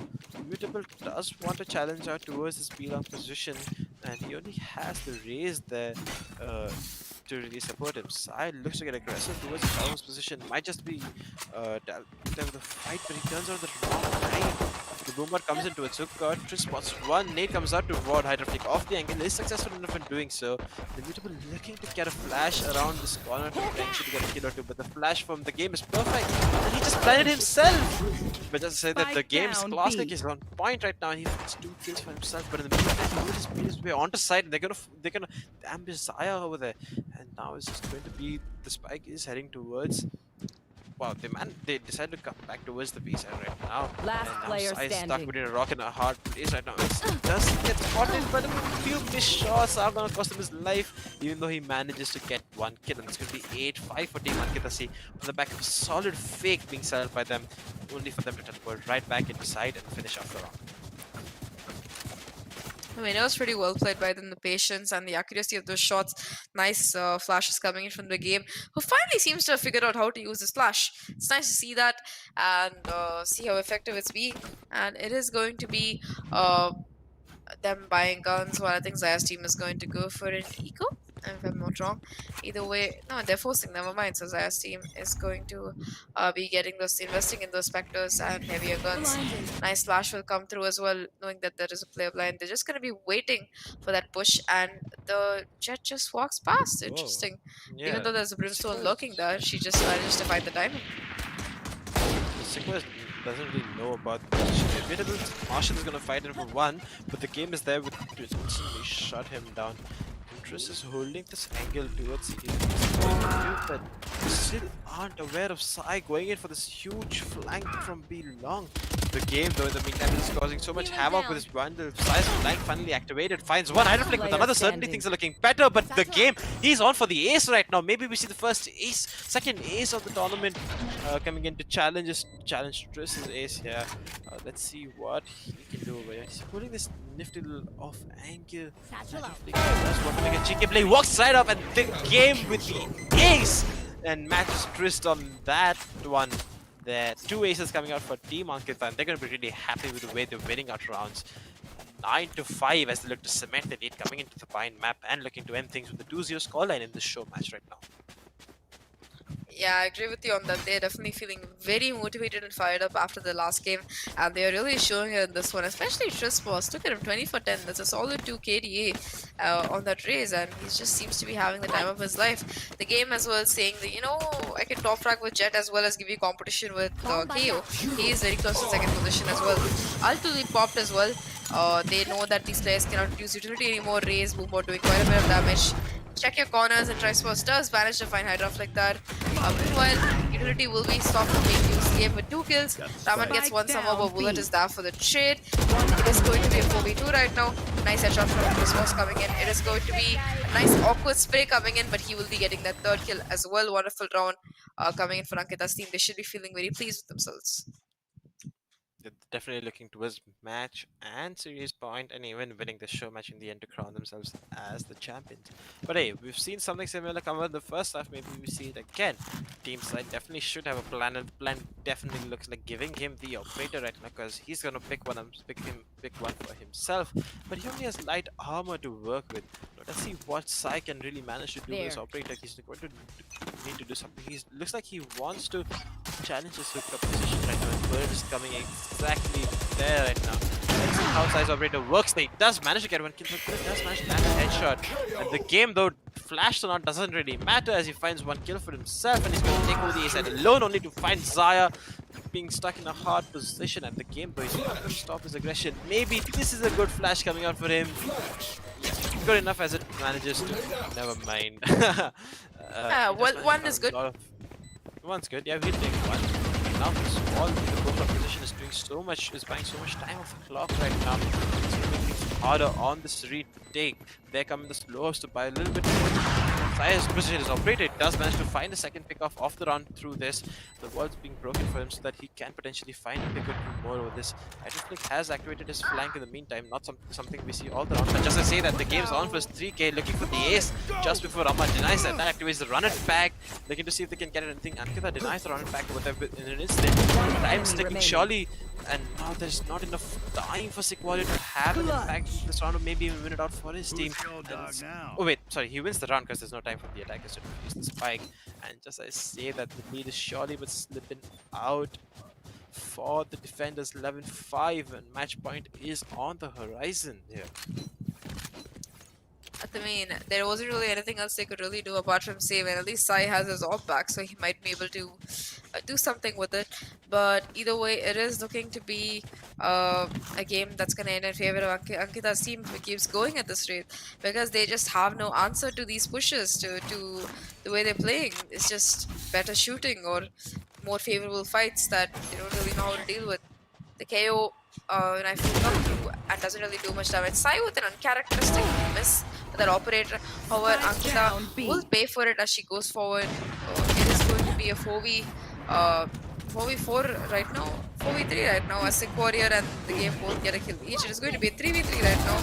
Very well equalized. Pulls out the knives at the wrong time, and Immutable will be able to get the trade. However, it is going to be a 2v2. Players just waiting, knowing that Sky is over there, and an unfortunate, a very unfortunate. God. He will tag himself basically, and it's going to be Immutable left. Immutable and Xyaa left in a 1v. Sorry, Immutable and the Phoenix left in a 1v2 with the Brimstone having the spikes. So he does have full HP. He can still possibly make this work, but it remains to be seen if it will. Yeah, he is in position to find two 1v1s for himself as the defenders are opting into playing a little bit of a split play style, allowing him to take control. And Sikwara does want to go in towards the B side. That's definitely where he is heading. Check this position. Immutable. He's ready for the ankle though. Finds a 3-piece for himself and lands the headshot. That's going to be round. There's going to be another round that the attackers are happy with winning as they get a clear elimination of the defenders over there. Of the attackers, excuse me. Yeah. There's going to be 11-6 as the scoreline is heading a little bit more towards, to see if Team Xyaa can potentially mount a comeback over here. And I'm honestly up for it. I'm up for an overtime game to see if something interesting goes down. Either way, if they can bring it to overtime, it is going to be pretty good for them. But it's pretty hard. It's a pretty hard ask. Uncharacteristic miss coming from the Jet. Will get that kill, and with that shotgun coming into his face, manages to get a kill somehow. The game will take down Immutable, but it's going to be Sai getting that trade. It's going to be just Sick Warrior left again, I believe, trying to clutch this out. Team, and it should Sai will get the third pick with that operator. It is going to be 11-7 coming in for Xya's team right now, and Xya's team are starting to make that comeback as we go forward. Yeah, definitely. This round, given the fact that they did choose to invest in the round with just Burst sticking to his Blade Storm, the others did have Phantoms and Vandals. They will manage to stitch around to buy a little bit of a partial buy coming in as we see a Judge light armor and a few light armors coming around the board here. Slide does still have the operator to work with it, and he has shown what he can make do with that point and shoot weapon though. This time around opting to show his aggression towards his B-long position, going wide to see if he can hit a shot. There's no one choosing to challenge towards his ankle as the rest as 4 attackers have made their way towards the A side. One of them is already in 2-fall. His aggression is what really one of the rounds. Immutable's flash is not good enough to net him a kill here. And there comes a showstopper from Chris that's going to get them the second kill of the round. And suddenly things have crumbled towards the A side. Now it's just a 3v5 position. And Raman's not going to be suspecting bullets angled towards heaven. Should be, never mind. The game is there on the flank. That's pretty strong. And Sayo, now let's see what him and Hydraflick can pull out in this 2v5 position. They're definitely the two players you want coming into a round like this to see if they can use their experience to win out a round like this.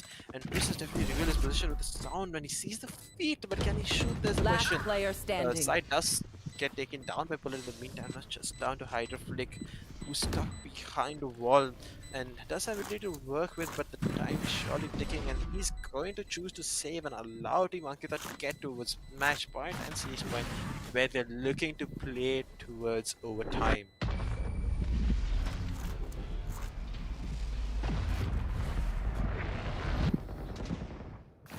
It is going to be match point coming in for Ankkita's team right now, and I think that they should be feeling very pleased with themselves. However, like you said before, it is still possible that there might be a possible comeback. It's only 5 rounds that they need in a row after all, and we've seen worse happen.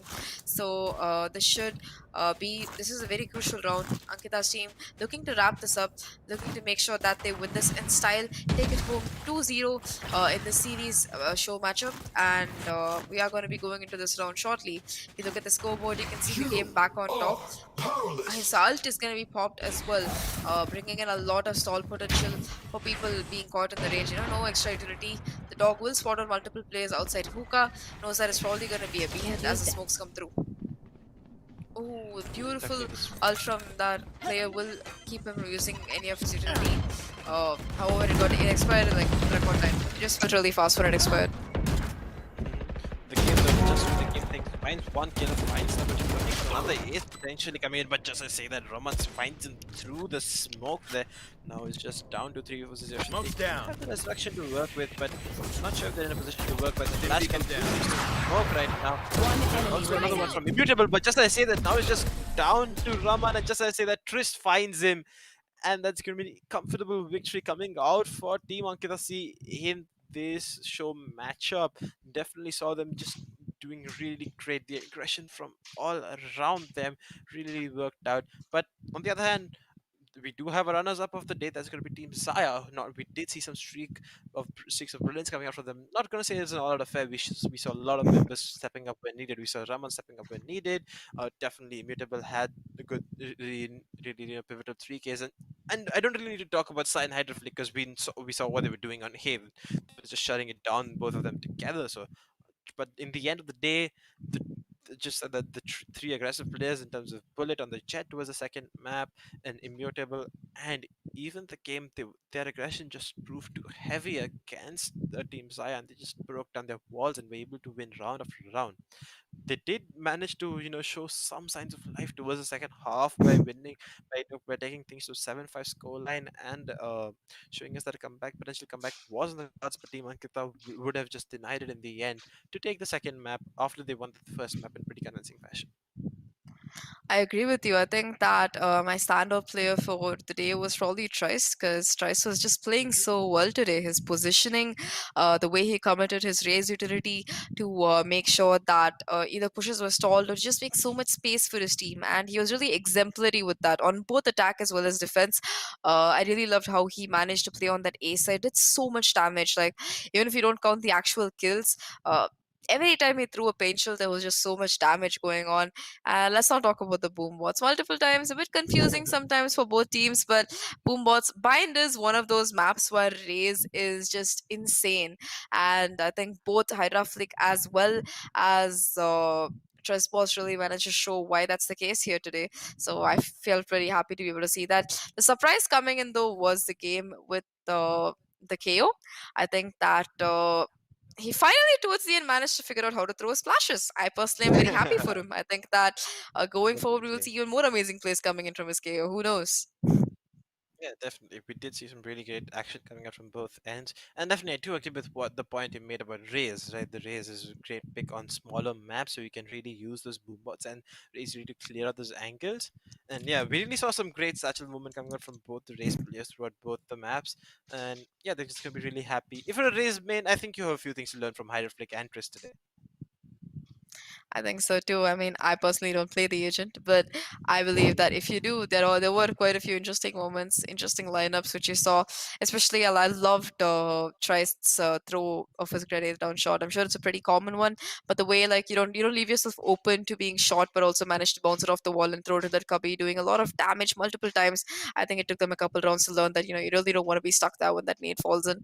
That was pretty insane, and I really like that we saw this kind of lineup coming in. Like, yeah, we're used to seeing Cypher and Killjoy. I would have loved to see a Viper, because we've seen Viper being run more and more as like a double controller meta coming in on Bind, especially if we look at other regions. I would have loved to see a Viper. It's just so scary. But either way, with the comp that these guys were running, it was just a really good match to watch, and it was really fun to watch. Especially, I think Sai was pretty happy. He was like back on his jet, a couple of rounds where he got like a couple of multi kills, made it work for his team. But yeah, at the end of the day, there is a victor, and I think Ankita's team will be very happy to walk away with a 2-0. Yeah, definitely. Since we're mentioning Gray's utility towards Asia becoming really strong, I think even they have them having the the slow ups available for them to really combo out both things really allowed them to get such early on damage and so much damage coming in towards the hit and even split out the hit. And yeah, on your screen you have your winners.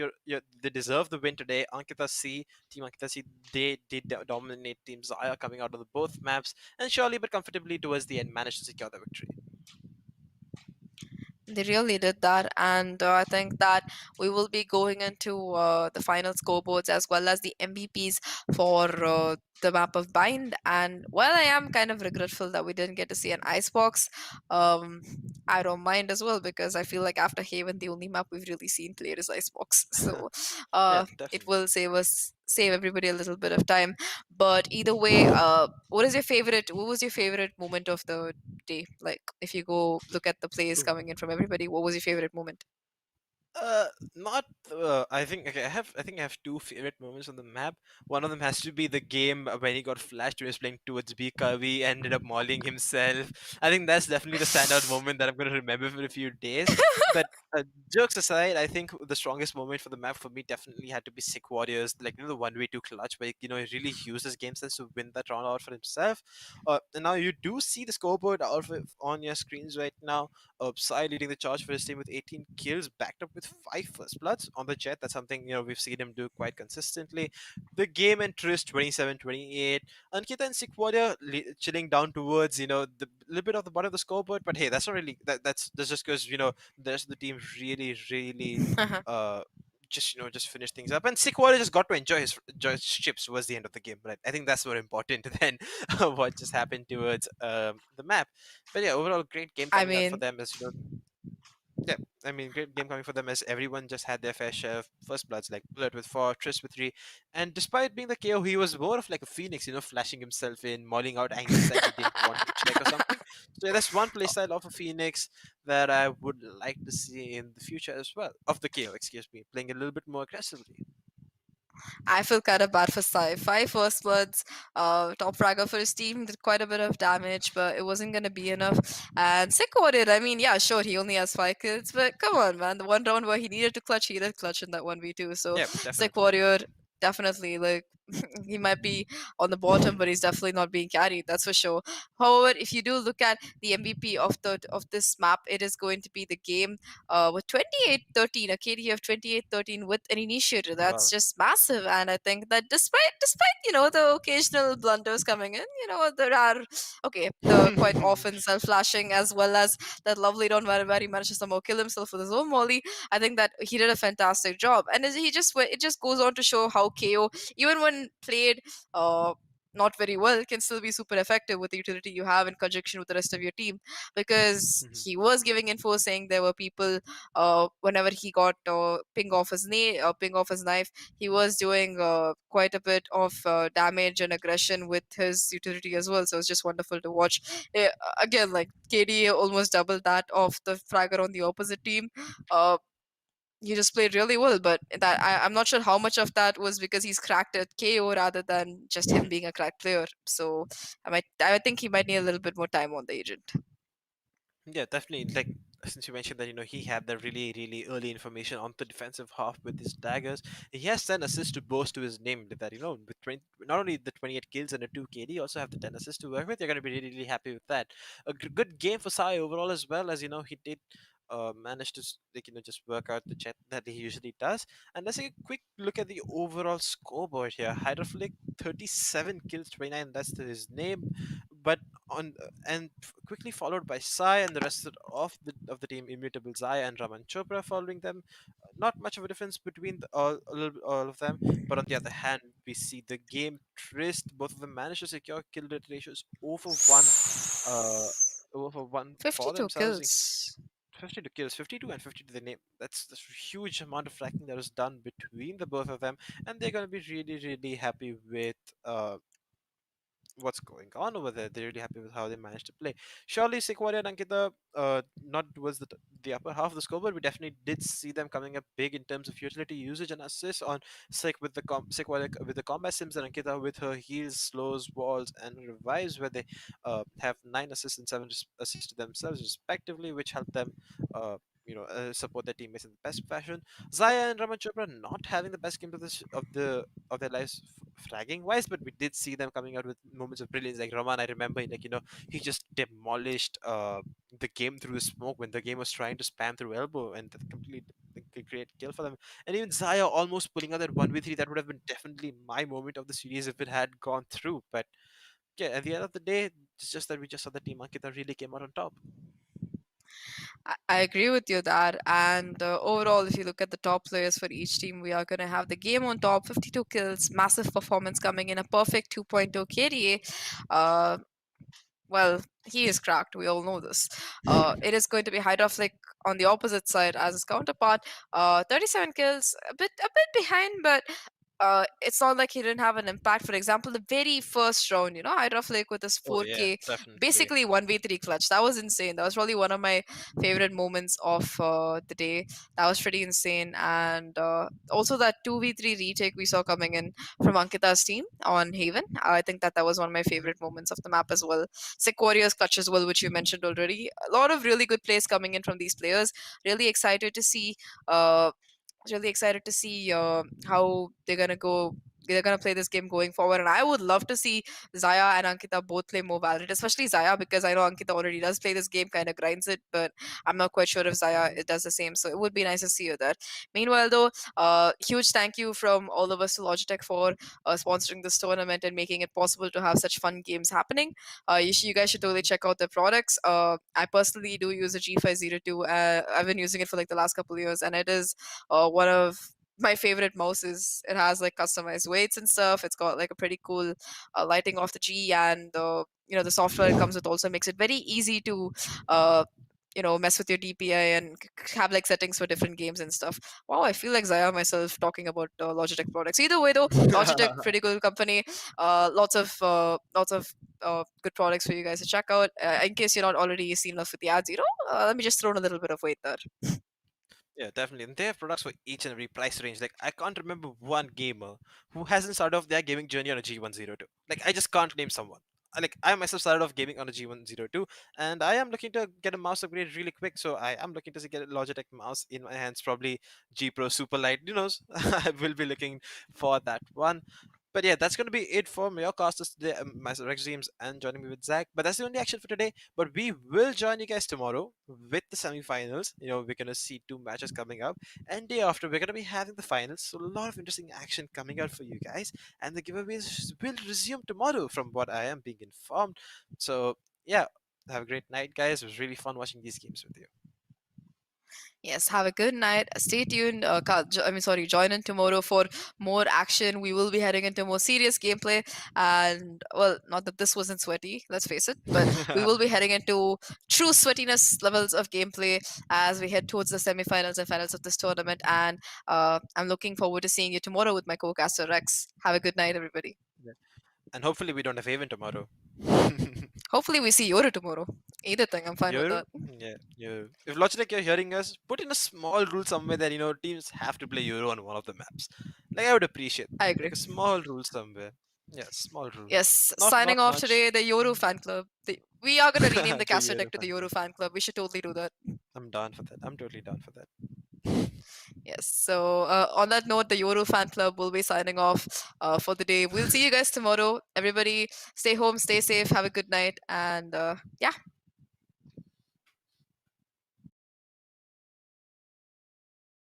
Up in the sky, I need you to listen, I need you to hear, and don't show any fear.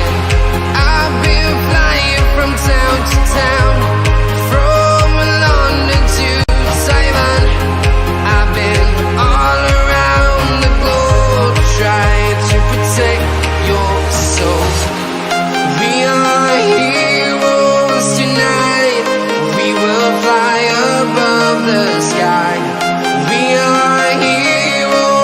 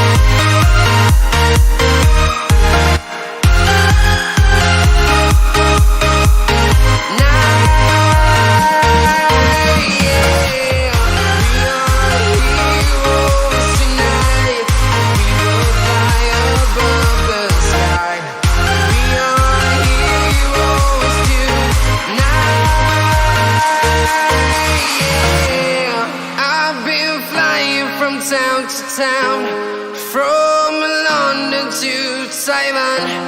I've been all around the globe trying to protect your soul.